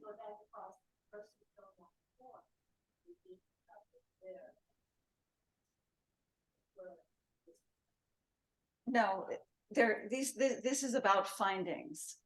This is about findings, not whisper. Yes, please. Yes, yes. Yes, exactly. Yep. Rachel Croson, the provost from University of Minnesota, was also on our advisory committee that helped design this, and University of Minnesota is going to participate in the pilot. So Rachel, would you like to share some perspectives about why you made that decision? Sure, Jamie, nice to see you all virtually after being in person yesterday. So as a public university, we were very interested in this tool, of course, but also a little concerned in terms of how our participation would interact with FOIA, DPA, which is our state-based FOIA, other kinds of issues, and of course, labor law and employee protections. So I spent a lot of time with our OGC and our Vice President of Human Resources. And it turns out that if an individual has had a finding against them, and in particular, if that finding has resulted in discipline of any kind, that's already public information for at least us and many public universities. Now, you would have to know to go asking for it. It would be a little more complicated in order for AAAS or AAU or somebody to go and find that. But it is already, at least in theory, publicly available. And so that made it much easier for us to participate because there was a sense in which the information we would be revealing would also be able to be revealed even without this tool. So the biggest challenge is, somebody asked in the chat about how likely it is that institutions will participate. I think the biggest challenge for us was not about getting the signed release form and thus releasing the information, was really internally about who does that release form route to, and who is the one that's going to go and determine whether there have been findings. Some of the areas for inquiry are handled under different offices. There's, of course, a confidentiality issue here. And so we needed to spend a little time internally just thinking about who will receive that request and who will fulfill that request. But we're looking forward, of course, both for using this for our own purposes, for our own hiring, but also to be able to contribute information to professional societies who typically don't have investigatory arms of their own and need to rely on the investigations that universities do. One of the things I think that's important to highlight that Rachel was just kind of nicely kind of summarizing is for any of you that might be considering joining the pilot, you know, I think one of the things worth really noting is that there's a tremendous amount of flexibility that you have in the pilot to determine kind of how you might participate. So, you know, for AAAS, we knew right away that we wanted to participate. The how were we going to participate in the pilot was a huge conversation for us because we're a very large association and we interact with almost 600,000 people every single year, unique individuals in the STEM ecosystem.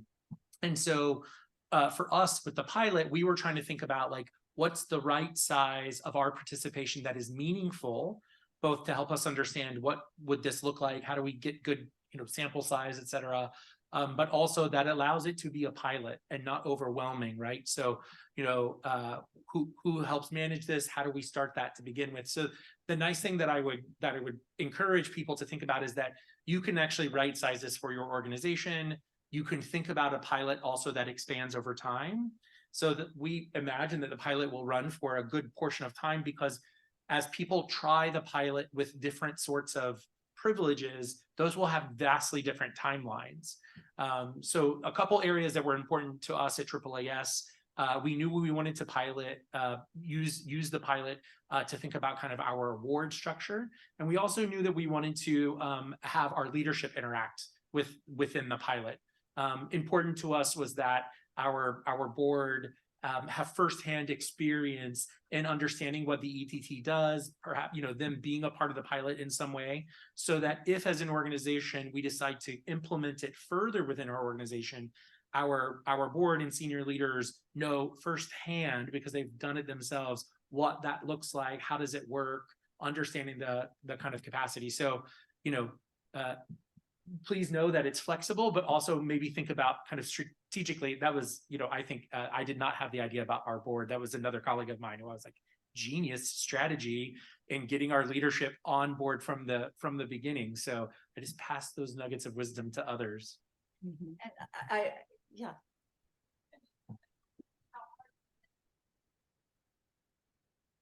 Requirements to be in the system. Yeah, great question. So the consent form is actually extremely lightweight. The committee worked.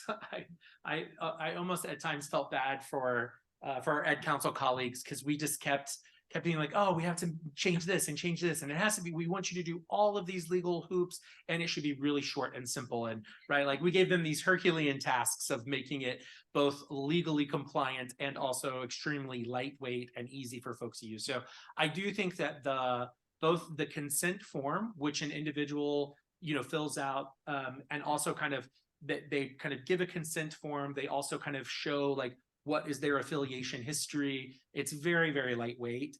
also think on the flip side for institutions and organizations, whether you're a part of the ETT or whether you're just getting a request because somebody that's been a part of your organization is being, has consented, the response form, which an organization also has a lot of flexibility here.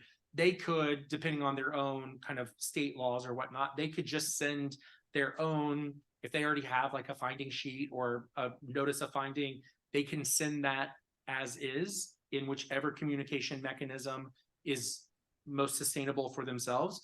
But they also have the option, as Jamie mentioned, of filling out this pre-composed kind of finding sheet, which is kind of more of a checkbox. It differentiates between different types of findings, different levels.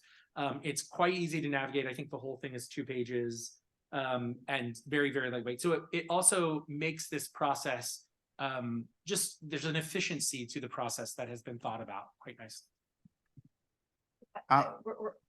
Yes, go ahead. I was just going to jump in with virtual questions, if you wouldn't mind. There have been several questions asking to clarify just the parameters of the pilot. Are you still recruiting institutions or organizations? Is each institution going through a pilot phase in one dimension of this, and then we'll carry on in more formal terms? If you just talk through the pilot experience, that would be great. We're going to have a quiet pilot phase which we intend to start this year. And in the meantime, one of our institutions is actually building the database for us, and the database will hold basically individuals will fill out the consent forms on the database. But we will have a silent phase where we are still inviting institutions of higher education and societies, and we have about 10 or 11 societies from our membership, including many in the audience. I don't want to, if any of you want to be identified, happy to do that. So we have the American Educational Research Association, American Physical Society, the Association of American Medical Colleges, Entomological Society, the Physics Teachers, Political Science Association, and the American Society of Biochemistry and Molecular Biology are all signed up to do the pilot. The pilot does not obligate you to use the tool indefinitely. In fact, if you're unhappy in the pilot, you can leave it. But it is a pilot that we anticipate will run for about 12 months once we get everyone in and the database is ready to go, because we want to make sure that it goes through a full cycle of hiring or honors or whatever you want to pilot it in. During the silent phase, you will have the opportunity to talk with other pilot institutions and societies about some of the logistics. So one of the things we're being very careful about is that this is a tool, not a policy. There's no group policy making. But there are some good, handy efficiency ideas. Like I think Rachel mentioned, how do we figure out which offices? So I know that one university is going to create a protocol. It's not even a policy that has to go through a process in their institution, but just a protocol that says, here are the 2 or 3 offices that are always going to have the official findings, and other offices that make findings will filter them there. And the disclosure form makes clear that it is your whoever's filling it out, that you're making particular individuals with particular authority are making their good faith decision about which offices to engage in order to make the information available. And as long as you're doing that, you have satisfied what the disclosure is. So some of those kinds of logistical issues will be discussed in the silent phase. And then once the database is ready, those societies that are ready to go, we will flip the switch and they will start using this. And then we can do that in two stages. So if there's a first group that's ready to go, and then a second group that's ready to go, because one thing that I think everyone has done is spent some time, as Rachel was discussing, and I think also Travis and Ruza, spending some time figuring out how you will incorporate this tool into your regular process.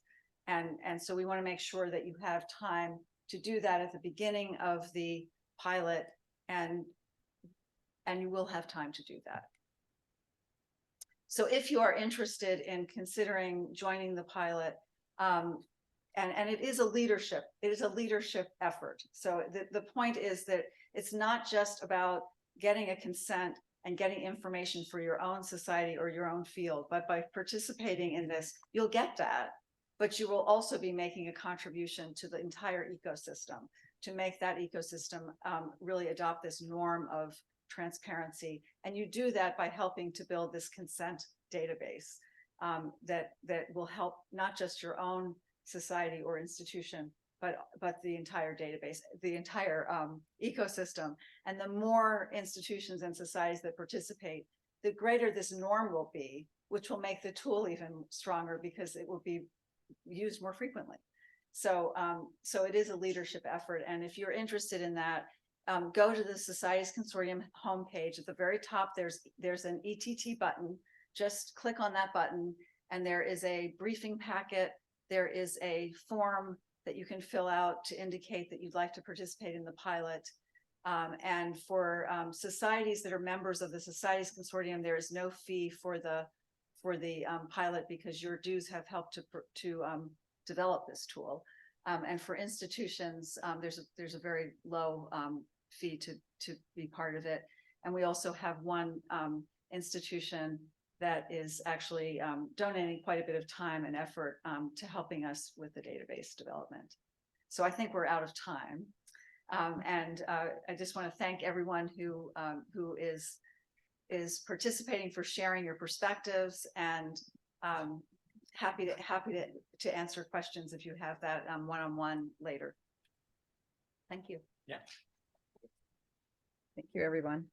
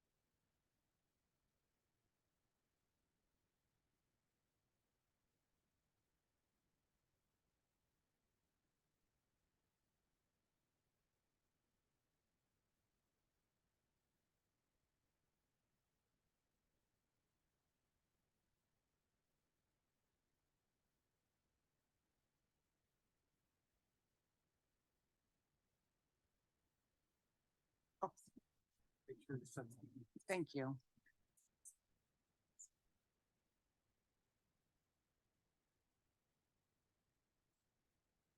So good afternoon, everyone.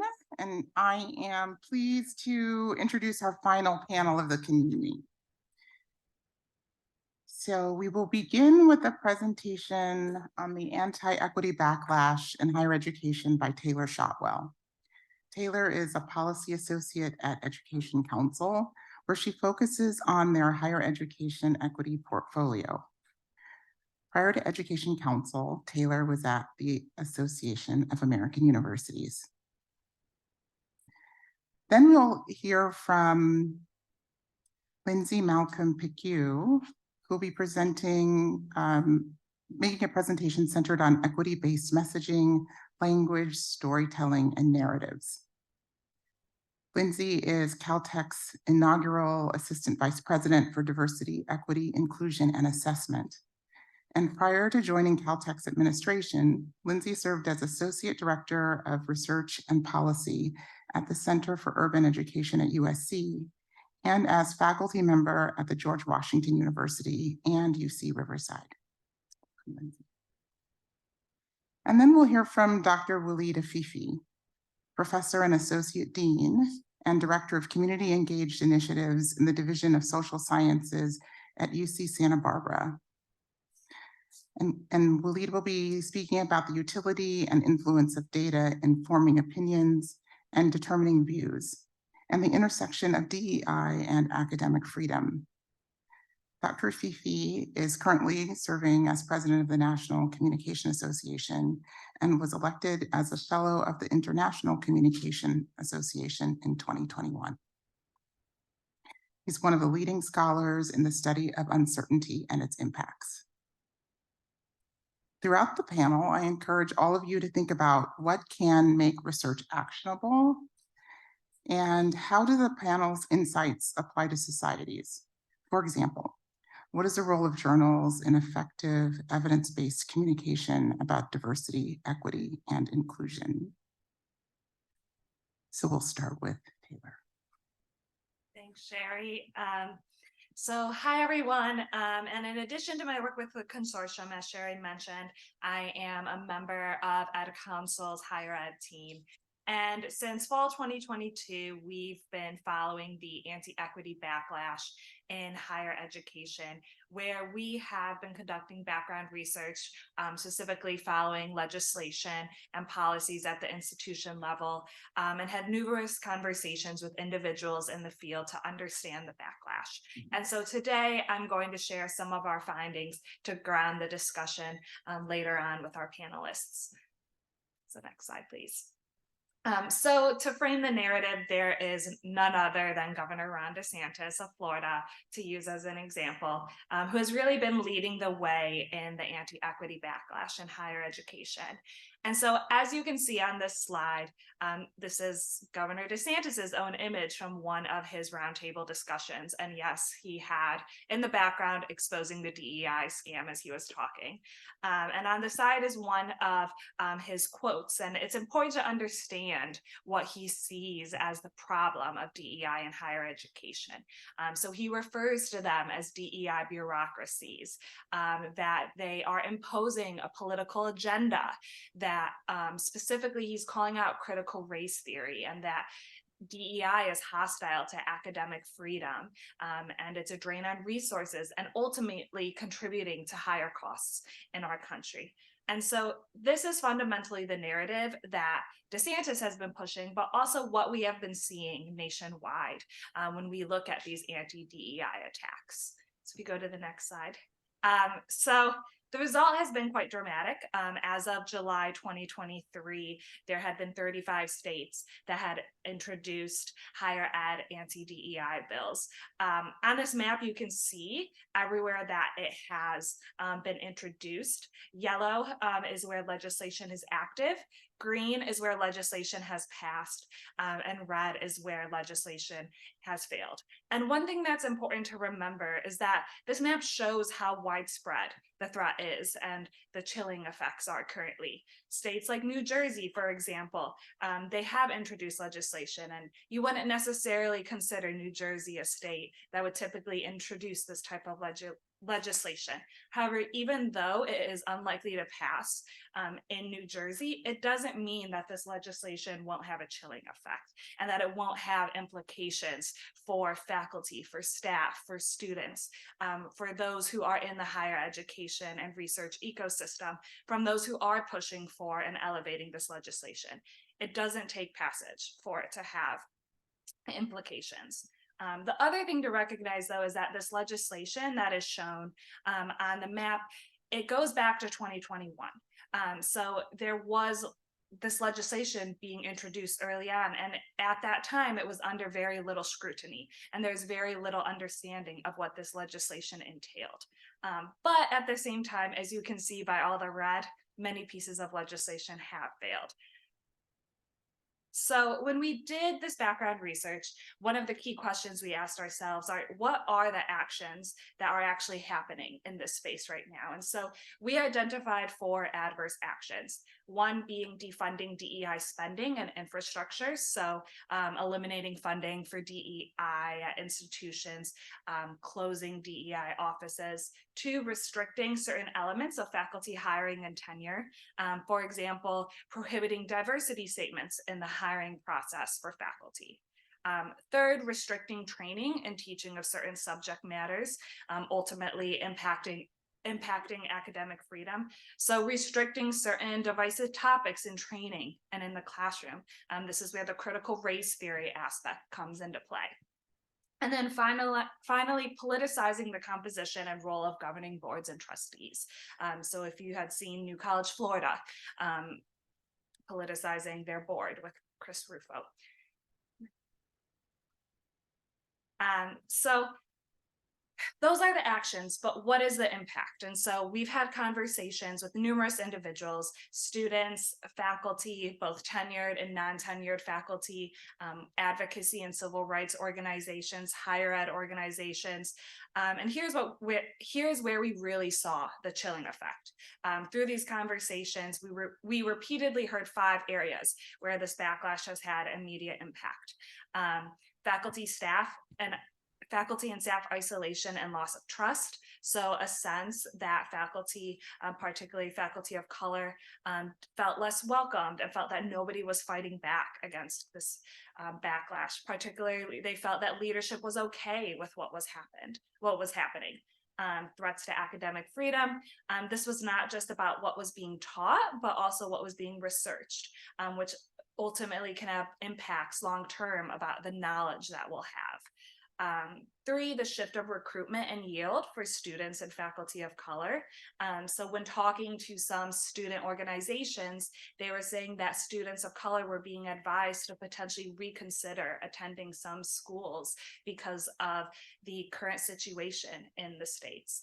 And then also faculty of color reconsidering where they teach, and LGBTQ+ faculty reconsidering where they teach based on the environment of both the institution and the state. Student feelings of lack of leadership and support. We had focus groups with current students, both undergrad and graduate students, and they felt that no one was standing up for them, and they felt like there was no avenues for them to even do it for themselves. And then finally, faculty and students being more emboldened to express anti-DEI statements and sentiments. Even in states where they were traditionally blue, or the institutions were more liberal, they felt like there were faculty who, because of the climate, felt like it was more acceptable to express statements that they hadn't heard previously. And so what we heard over and over from people was, don't worry, we're still doing the work. But our question was, well, what is this work? And so on this slide, you can see the 4 areas where we classified this. They're all intersecting, so they're not distinct, but they are inevitably connected. And so the first being signaling DEI support. And this is one of the areas where we've seen most of the chilling effect based on the legislation. So creating DEI offices, for example, celebrating a more diverse set of holidays, putting out public statements from institutional leadership. 2, identifying and addressing systemic inequities. 3, confronting implicit bias, so trainings, workshops, and group work, where I was talking about legislation, saying that divisive topics could not be talked about in trainings.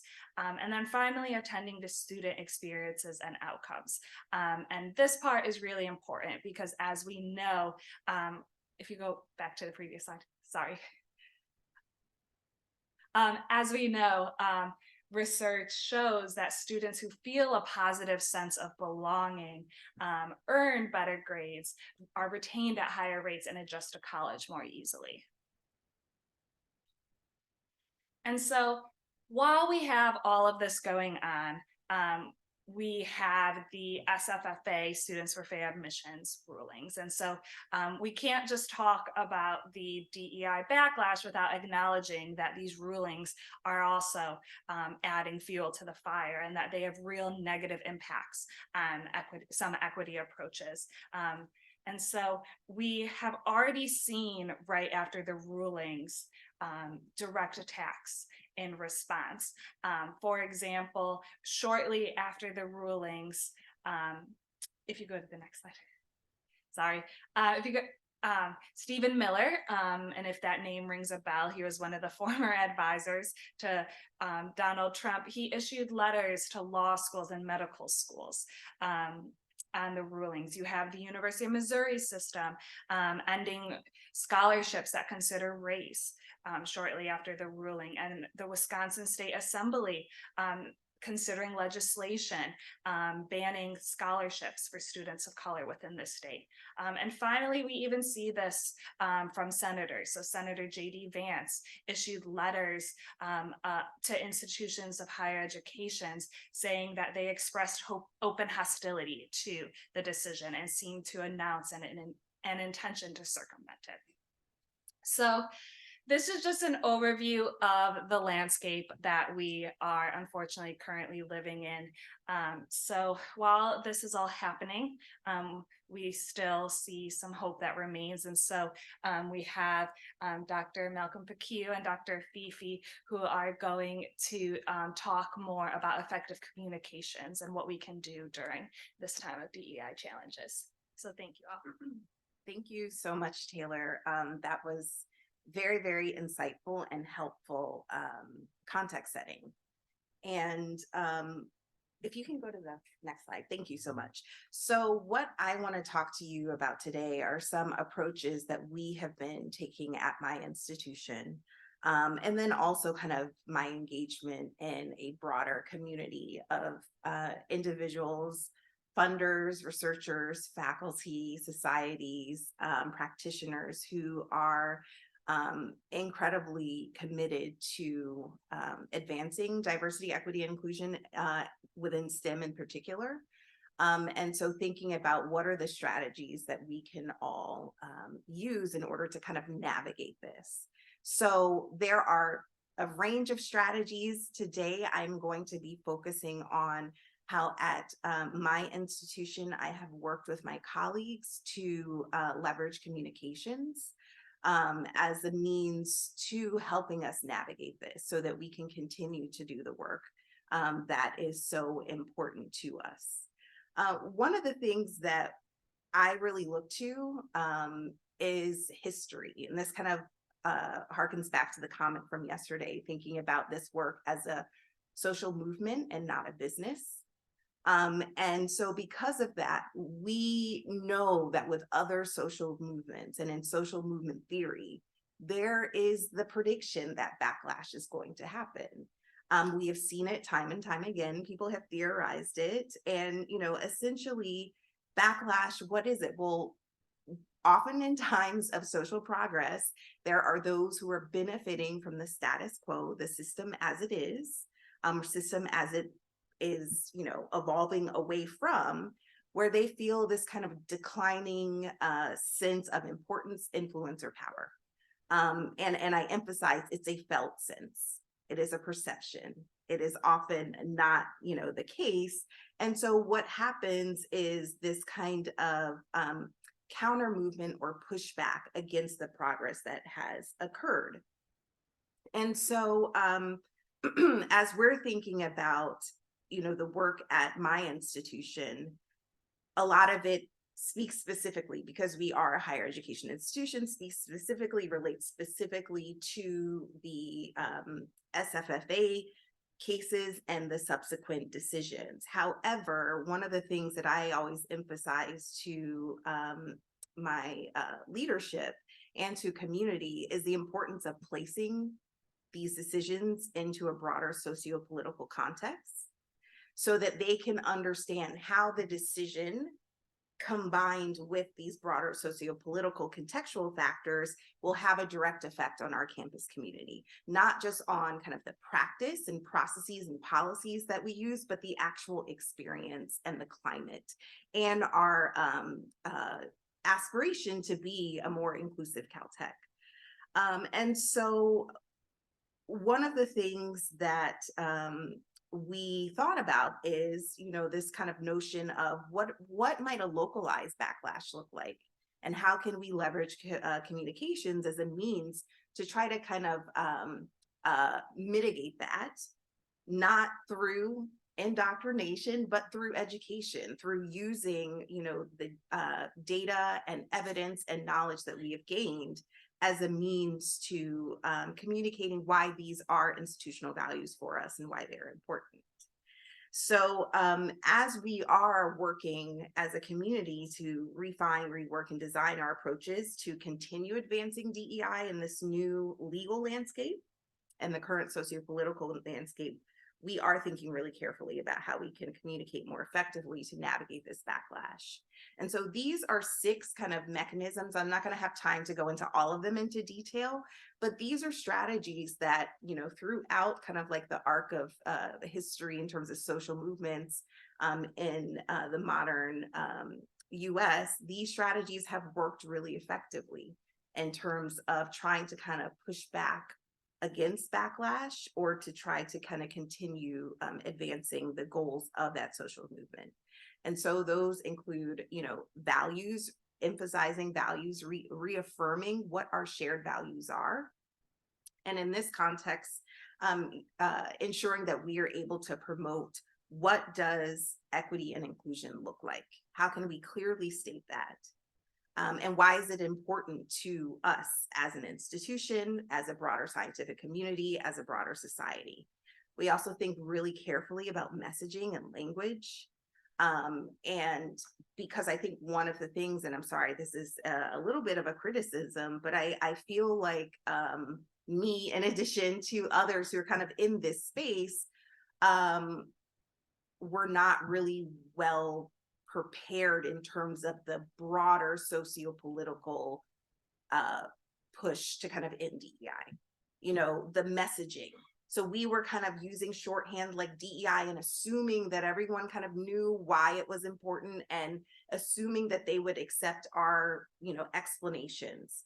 And so what do you do then when the DEI as an actual acronym is co-opted by DeSantis? You know, he calls it discrimination, exclusion, and indoctrination. So that's what he says DEI stands for. So how do we then go forward in order to talk about these things in a way that doesn't accept that framing or is responsive to that framing, kind of pushing back against it? Also narratives, thinking about, you know, how do people think about these issues and how can we reframe or recast them? The power of stories, stories of individual people who are in our fields, to tell a story about what is lost in the absence of DEI versus what's gained in its presence. Data, which is incredibly important in my role, given the way that we've linked DEI and assessment together at Caltech.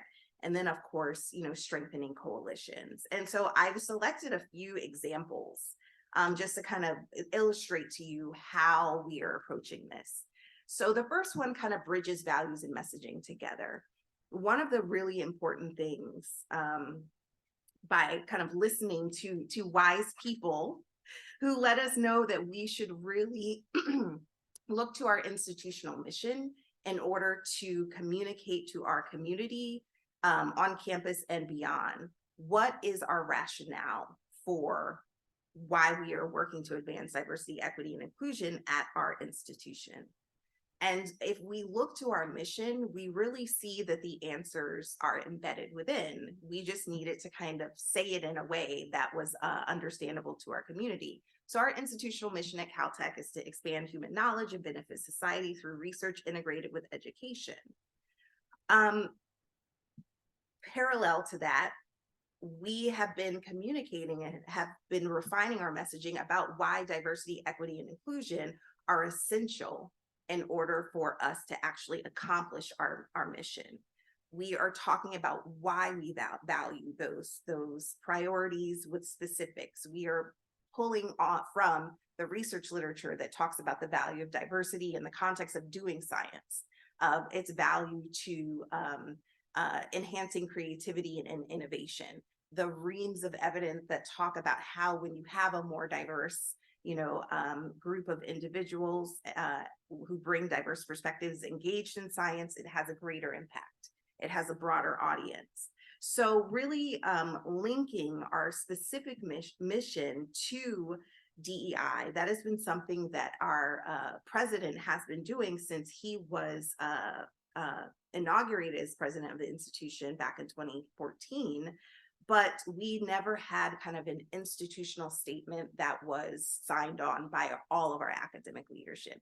And so we created that, that really clearly explains what we value and why, what is our specific interest in that, what are we trying to achieve as a result, and thinking about, you know, what are some of the metrics of success, how will we know when we're there.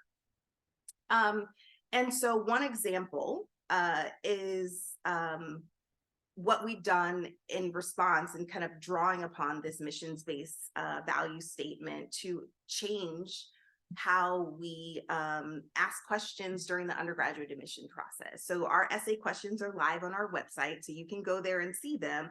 But what we've done is, you know, in order to help our applicants be able to communicate kind of what qualities or values they've gained from their personal experiences and how that may help them help Caltech as an institution live up to our values, we ask them to talk about their own openness and enthusiasm for having their preconceptions challenged by varying perspectives. We ask them to speak to their respect and appreciation for the idea that although, you know, we are members of one institutional community, all of our paths to Caltech have not been equal, and neither have our opportunities to develop, showcase, and apply our talents. So asking people to speak to that signals very clearly that this is something that we know to be true, that we derive value from, and as a member of our community, this is something that is respected on our campus. And then also, you know, asking our applicants to speak to their own passion for seeing science as integral to improving the lives of others beyond kind of their own individual curiosities or accomplishments or recognitions that they may get. And so this kind of out the gate, as someone is applying to Caltech, asking them about these things, I think really does send an important signal, but it also helps elicit the kind of information that we need to get in order to abide by and the Supreme Court decision, but also to take advantage of what we can do, which is to assess, you know, the qualities that someone may have derived from their lived experience, including their experience of racial discrimination or just kind of their own identity in this context. So if you can go to the next slide. One of the other things that we have been doing is trying to reframe the narrative. And so doing this by asking really hard questions. And so rather than kind of challenging people to, you know, have in place accountability mechanisms for those scientists or faculty or whomever in our community who may be engaging in exclusionary behaviors. And that can range from microaggressions, you know, all the way kind of to actual, you know, Title IX complaints or, you know, breaking of the law in terms of harassment, but flipping that question on its head. So not accepting that framing and saying, hey, and in our institution, does doing good science mean that we will accept someone's exclusionary behavior? And that question, I think, is really hard to say yes to. And so we're kind of framing that. So we're trying to, this speaks to our efforts to make our institution more inclusive, you know, trying to kind of call the question and encourage people to develop a code of conduct of what exclusionary behaviors look like in their own research environments, and to kind of create team tenets or agreements about how is this behavior going to be handled? Are we going to simply let someone be? Are we going to just try to isolate the problem? Or are we going to say, no, these values that we say that we have are more important than the individual achievement or contribution of this individual? Not to say that they're irredeemable, but certainly they may need to be removed from a research environment in order to engage in training and other things like that. And so also, you know, reframing the narrative in order to communicate what would it look like if we were to go backwards? What does a homogeneous, inequitable, and exclusionary environment look like? What does it feel like? And kind of drawing upon the personal stories of individuals who had to do science in that context or in that environment. If you go to the next slide, one of the other things that we do, and I really emphasize this, is the importance of fighting denial and distortion with data, really kind of bringing our value. We are in STEM, we value empirical evidence and the scientific method. And so trying to use data to communicate the imperative of why this is important to us as an institution, to a particular discipline, to a particular, field or area or sector.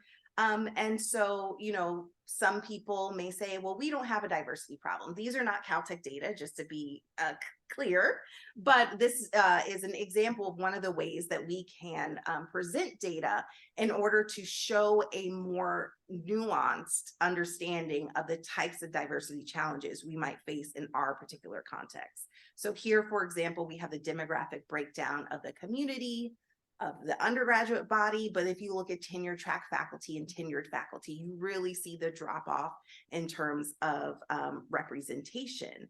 And so, presenting data in this way presents an opportunity to have discussions about what does it mean when our faculty don't look like our students? Is there something that we can do there? Is there something we should do there? If you go to the next slide, this is another example of the way that we have used data in order to kind of reveal equity threats. So rather than me telling individuals that, hey, you may want to examine your faculty hiring processes or your processes for promotion and tenure or admissions, really kind of showing the data and saying, well, look at who we have. And so this is a figure that shows kind of the PhD origin institution of faculty.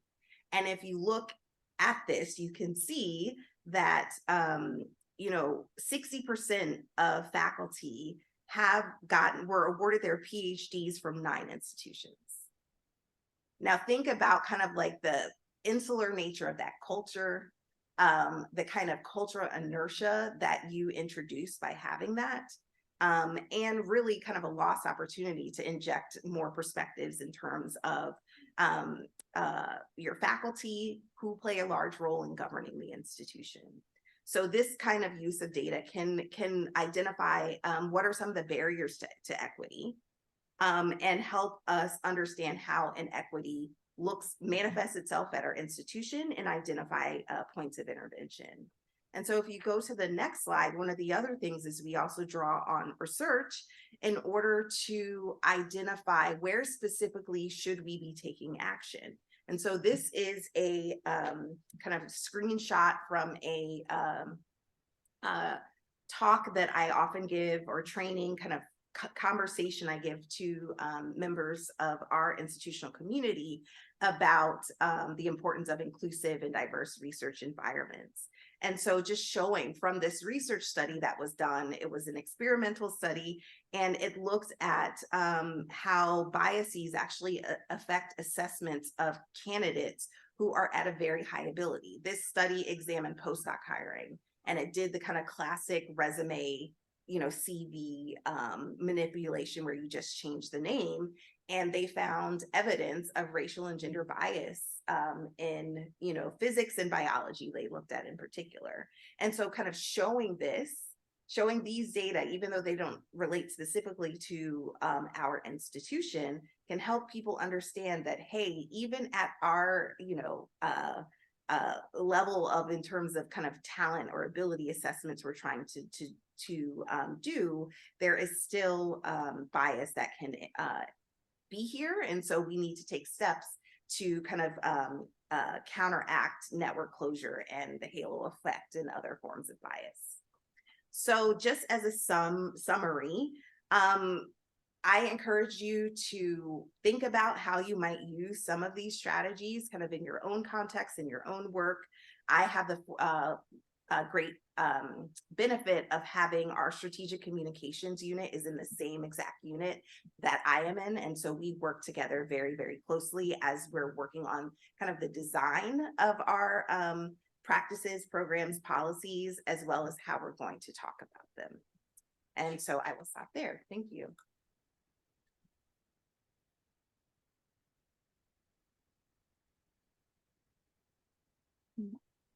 Waleed, you're up next. All right, thanks. I know you're expecting me based on this image to be actually on the beach and on this hill, but I in fact am not. But you're all welcome to UCSB, and I hope you do come to Santa Barbara. More seriously, I wanted to really thank the organizers of the convening, and especially those who put the labor to make participation and attendance virtually a possibility. I know how difficult that is and the technological efforts that takes, and I really appreciate that and my presence on this panel. I also wanted to, following Taylor, Dr. Malcolm Picu, and Dr. Miles Cohen is not an easy task, and I really appreciate everything they said. It flows very much into the few minutes I'm going to take, so I want to make sure that there's time for questions.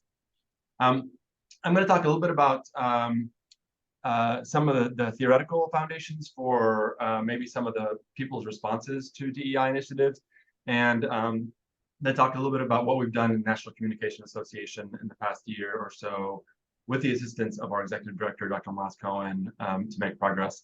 So one of the, and many of you may already know this, but one of the sort of leading theories, two theories that help us understand how we act and how we think is Noel Newman's spiral of silence. And basically what that sort of argues is that we have an evolutionary drive to be part of the majority.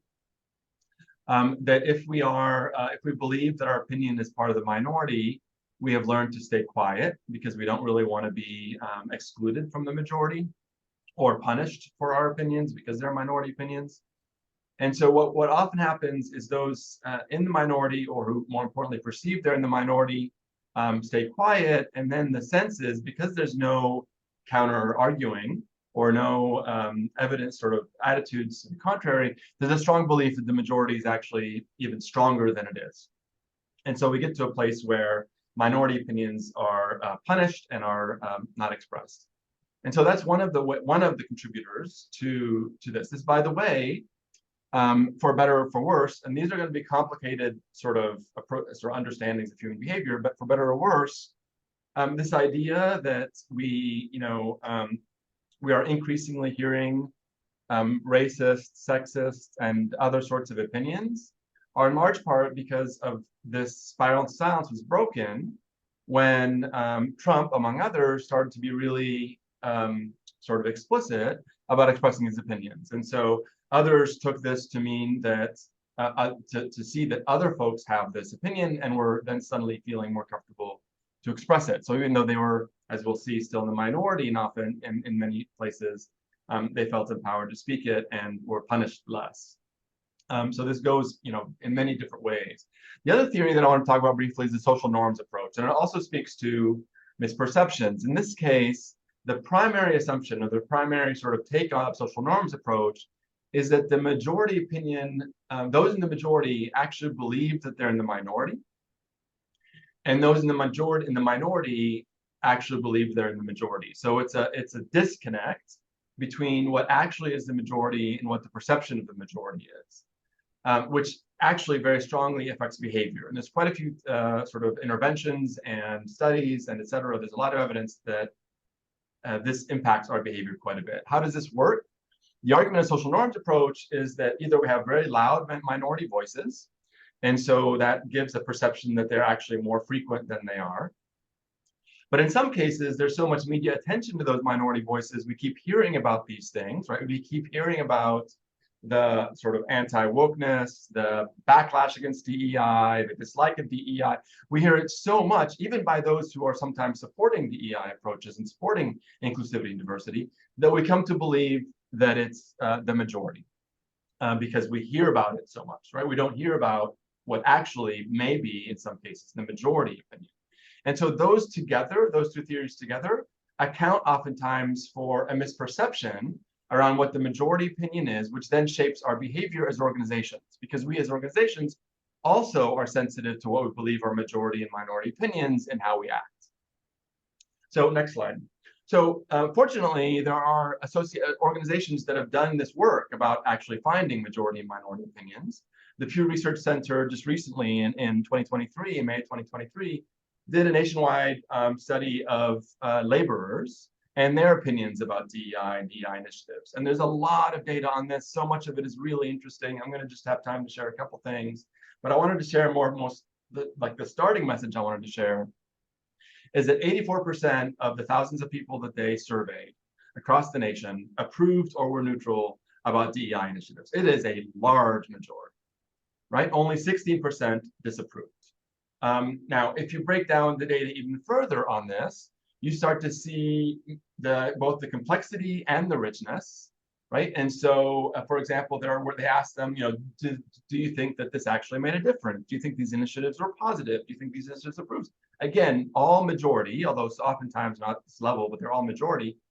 But if you dig a bit further and you separate these data by either race or in some cases in terms of sexism, gender, and things like that, you do start to see the more complicated factors, right? So for example, people of color were more likely to think positively about the initiatives than white folks. There's some really interesting research about are men and women. Do men and women have it easier, quote unquote, in the workplace? That also reflected gender differences based on perceptions. So when you dig deeper, you start to see some of those differences that are really important, because one of the things that I didn't say in the social norms slide that is really critical that they found is that if we're making basically the response to social norms to incorrect perceptions is to correct those perceptions, right? So what are the ways to correct those perceptions? One of them is to provide data to say, actually, you might think this is a majority opinion, but it's actually a minority. Now, for that to work, it becomes critical that people believe the data, that they see it as legitimate and credible data. It also, the more localized it is, the more credible it's perceived. So if I'm using national data and I think in my community, we're not like the rest of the nation, that's not going to affect my behavior, right? The more localized it is, the more it's going to shape my behavior. And so for any organization, any association, any community that's working with this approach, it does become critical that you understand and that you present data that reflect the more localized, the more specific, the better off we are. And so if you are in a majority white association or whatever, then it's really important that we understand the role of ethnicity and present credible data on that. And in some cases, social norms approach may not be the approach that's going to lead to change if the majority, the perception of the majority is actually the majority, right? So it is important to kind of think about these things in more refined ways. But certainly nationwide, there is a very strong majority for DEI support for DEI initiatives. Next slide.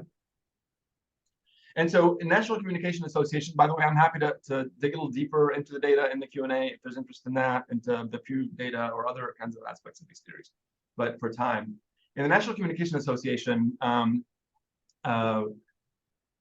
there's particulars to it. You see all these things that happen in the last year and a half or so. I actually ran one of the things that happened in our discipline, and it's a discipline that is about maybe 50-50 humanities and sciences, right? So it's a mixed discipline for sure. And in late about 2018, there was a revolution in our discipline around the fact that almost all our distinguished scholars were white. In fact, I think 99% of our distinguished scholars were white, and it was the distinguished scholars that elected other distinguished scholars. And so there were years of pushback against that process. And in 2018, there was finally sort of, we've had enough.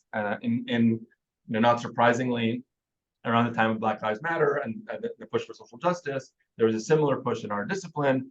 And shortly after that, I ran for an Alfred position, and a very clear sort of, I envision a change in a discipline that is much more diverse, much more inclusive, et cetera. And so that by itself, and the resulting vote by itself, gave a sense of maybe not only what I was going to do, but that I had majority approval to do it, which also helped sort of embolden me in some cases to be able to make changes. Of course, with Dr. Miles Cohen joining us a couple of years ago, we also had a lot of knowledge on how to do these things. But we created an idea task force, and we had a report that we received unanimous approval from our legislative assembly, which is a body of about 250. It's very large. We then had a strategic plan that also the Legislative Assembly approved, which is also very focused on IDEA.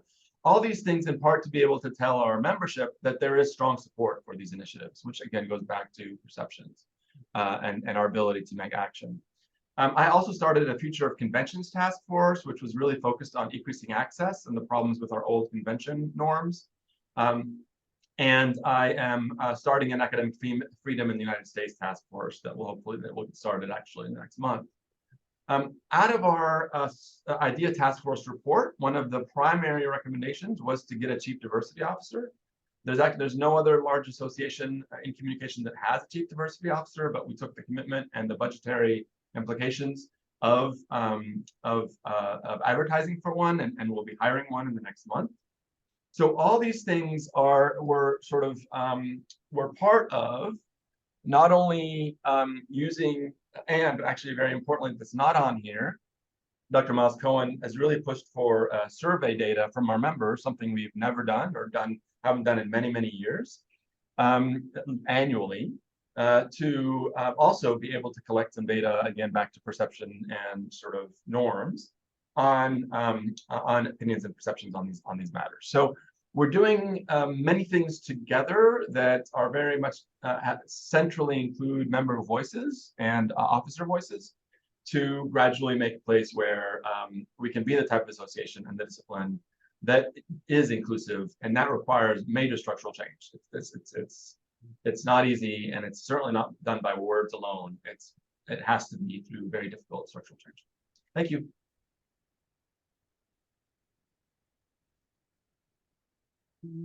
Thank you, Waleed. So we've heard foundational data information from Taylor and institutionally driven recommendations from Lindsay, and Waleed has talked about this work at the society level. So I'm wondering, for the three of you, I'd like to know what sorts of things you'd like to hear more about from the other panelists. What stands out for you most about each other's presentations?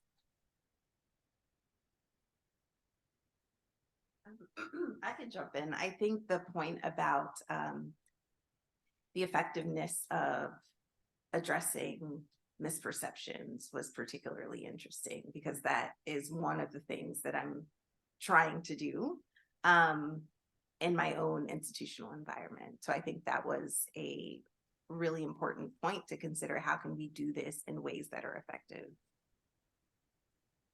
One thing that I appreciated in both of your presentations is the emphasis on data. I think especially, and particularly Dr. Afifi, I know you also shared opinion data. And I think one thing is it's easy to get caught up with what's happening in the media, with the DeSantis's, your Abbotts, your Christopher Rufos. And so I think data and polling and communications data is critical right now. So appreciated that from both of you.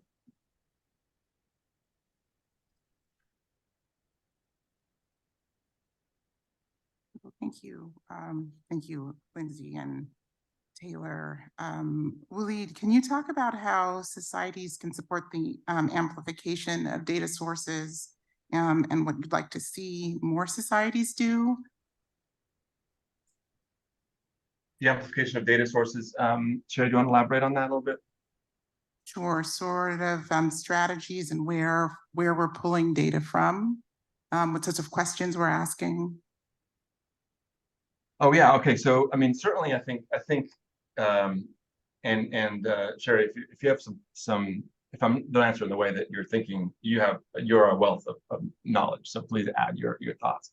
I know for NCA, what we're doing is that it's sort of following on it's critical that we be able to tell our members, we be able to report back out from the surveys that we collect, that these are strong, opinions of the majority, and that and have some backing for why we move forward the way we do.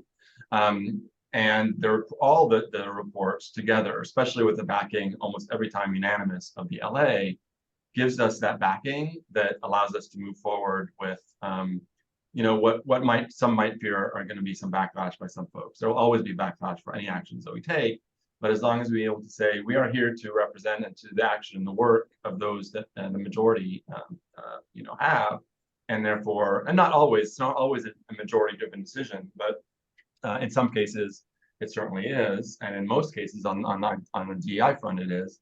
Then it's important that we report back the data that we find. Thanks. Thank you. And listening to Waleed respond to my question, I'm wondering, Lindsay in particular, are there examples of partnerships that you've had with societies that have been particularly productive? So I have kind of in my capacity as, working, I don't know, I kind of wear like a dual hat administrator researcher space. And so one of the things that I thought was really helpful and effective, and this was in the earlier days of the pandemic, was speaking at the launch event for AIP and their report that they did on equity and experiences of African Americans in physics. And so bringing kind of an institutional lens to that to kind of talk about how the challenges in that report manifest in the context of our own institution and what we are trying to do about it, I thought was particularly beneficial. Both for me, I learned a lot, and then I hope that others were able to learn from what I shared as well. And can you take that a step further and talk about sort of the intersection with societies, alumni, faculty, students, the local community, and how sort of that all, how you balance all of that, making recommendations to the university to navigate change in the space?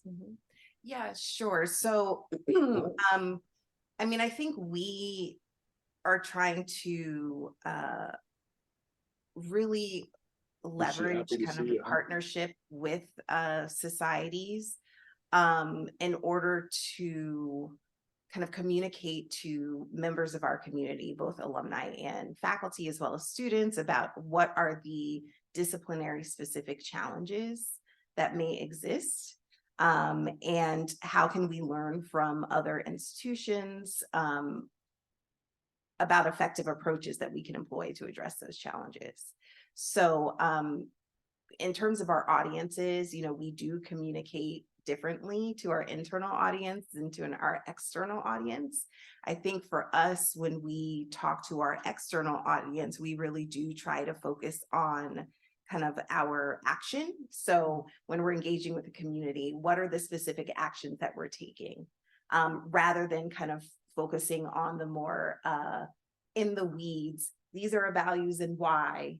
I think some of those other external audiences want to know kind of like, what is it that you're doing and how can we then translate that to our own, environment, or kind of learn from that approach. Sherry, Do you want to if I could add from the audience now? I'd like to open the floor for questions or to find out if there are any questions in the chat. Sherry, I just wanted to, Sherry, can you hear me?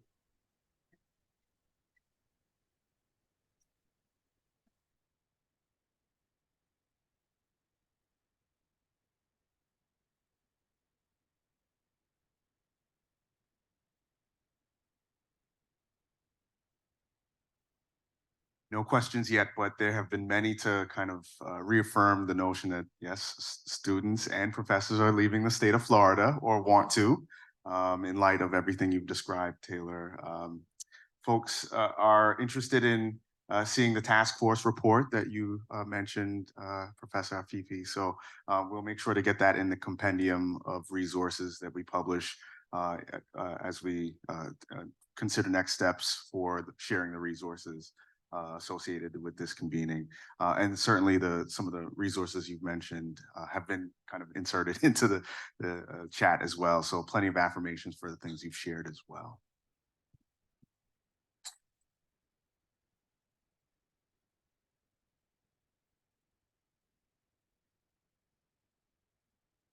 I just want to both thank the panel and say how important it is that we've taken the time to focus on communication. Having having this from multiple perspectives, I think really should inform what we do together collaboratively as societies. And we know that it's the communications end of our work where we have fallen short in so many different areas. And that in order to address the challenges to DEI, we've got to not just debunk the myths, but we need to find effective ways of communicating about them. So I've come away with a bunch of lessons from all three of you. And I think we need to figure out ways of capitalizing on what you've said and disseminating it. And it looks like Professor Fifi has his hand up. Yeah, thanks. Thanks a lot. I just wanted to follow up on a little bit about oh, can you hear me? Can you hear me? That's fine. Can you hear me in the room? Now we can, yes. Okay, perfect. Okay, awesome. Thank you. And sorry to I wanted to follow up just on some of the things that were talked about in terms of how to make change. And I'll try to share a screen because I wanted to add this idea of making sort of making the invisible visible is one of the key issues that I think we need to do in terms of communications about this front. And this again is from the Pew report. But just to give you a little sense, in terms of asking men and women, was it a little harder at the workplace? Makes it harder to be successful where they work, right? Look at the difference, for example, between, let's say, men's responses to being a woman makes it harder. 21% of men said yes, whereas 34% of women said yes.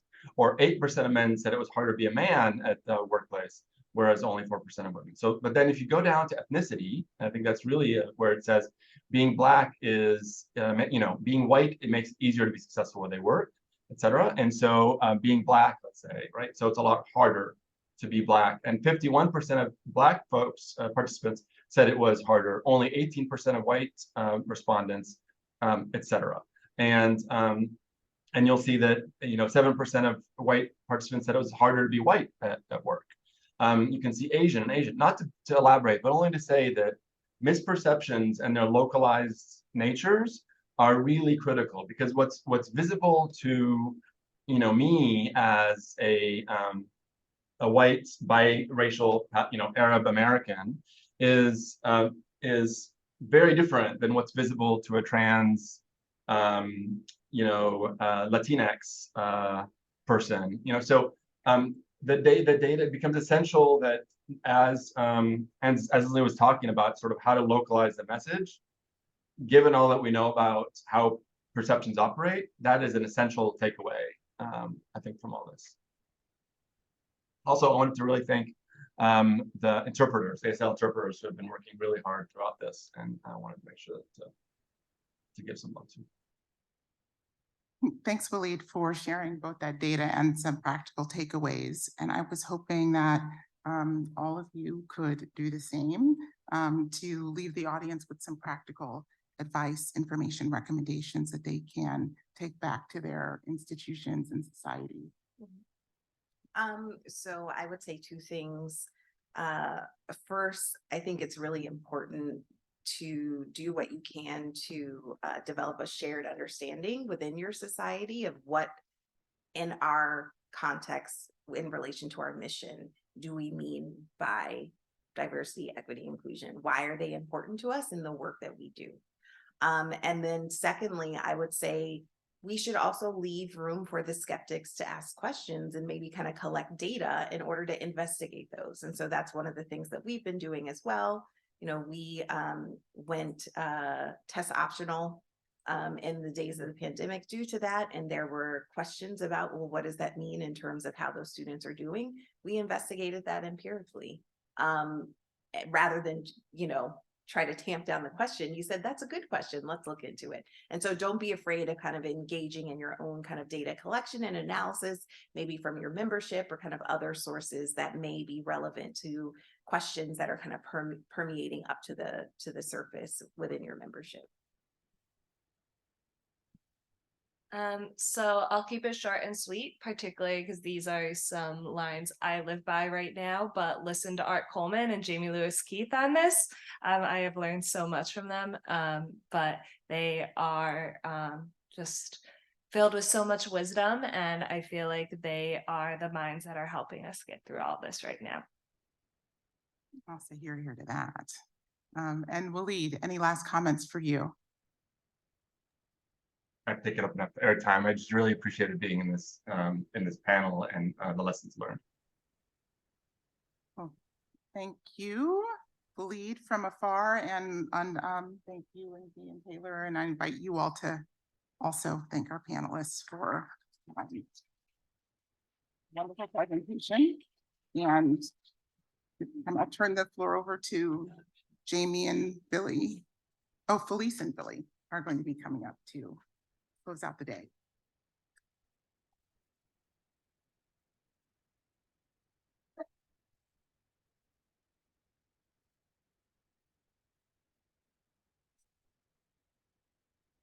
I don't mind going. No, I have 2 seconds of comments and thank yous, but go ahead, just your closing reflections for today, please. It's hard to top what we've heard, for a day and a half, so I'm gonna eschew any more series of Bs today. I think there's been a lot of buzz, and and said, right, and some of you met the bee yesterday late afternoon when I came back to my iPhone. But I would, in the sort of context of collective sharing, does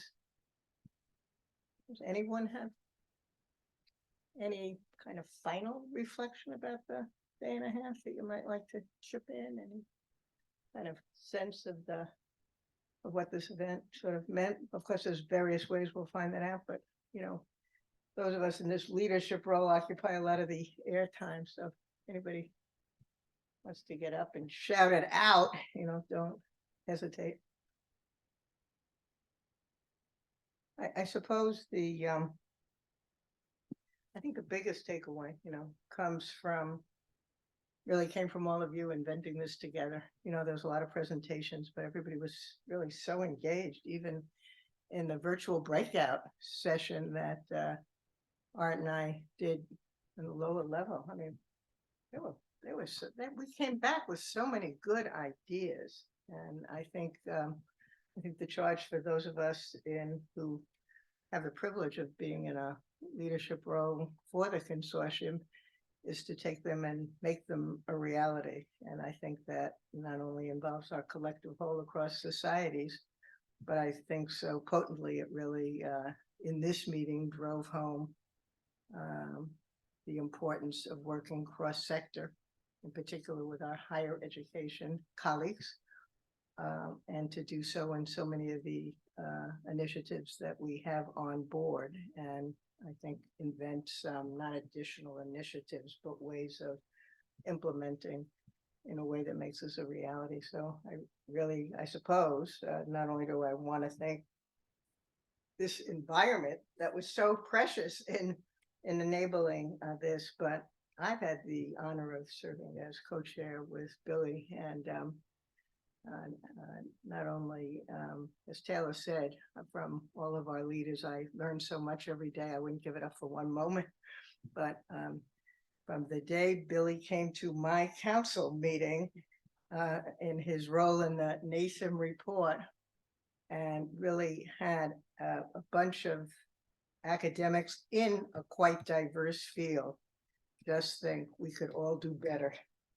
We all are doing better together, and I think we just have to keep some optimism during this rugged time. And I appreciate all of you and what we've been able to achieve over the day and a half. Billy? Yeah, thank you, Felice.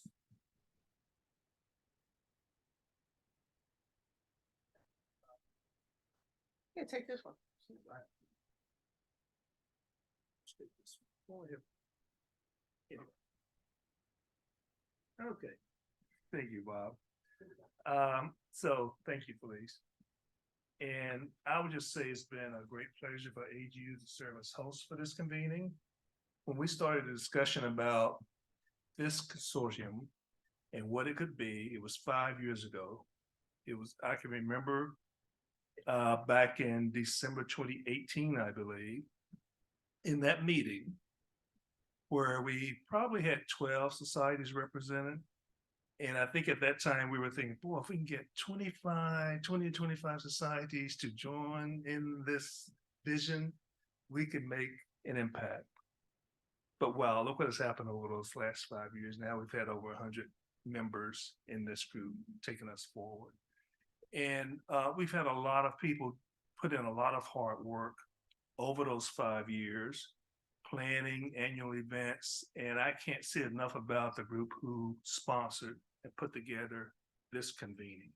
A lot of great minds working behind the scenes. I wasn't one of them, but Mark Beebe, Yvette Seeger, Sherry Miles Cohen here in the room, other members, Taylor and Ed here, as well as Jamie and Art, all working hard to pull this outstanding group of panelists. I think it's the most engaging that we have had in those 5 years. We've had some great convenings, but this has been the most precious. But I also want to thank those groups who may help support and make this possible. I want to send a special shout out, a special thanks to the Sloan Foundation for their support in making this happen, for participating in a lot of the discussions. And Felice, also to AURA for your support as well in providing some of the interpreters.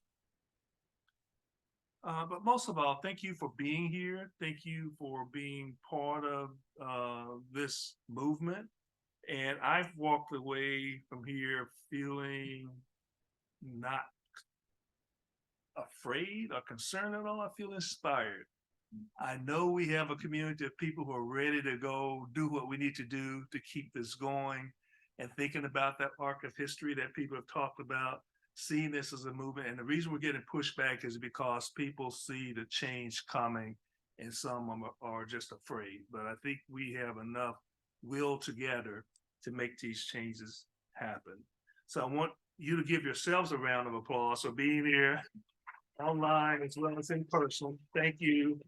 And now I would say we just need to seize the opportunity at this moment and continue to collaborate as we pursue the work ahead. So thank you all for being here.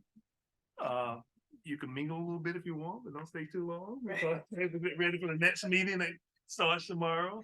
But thank you again. Thank you. Thank you all.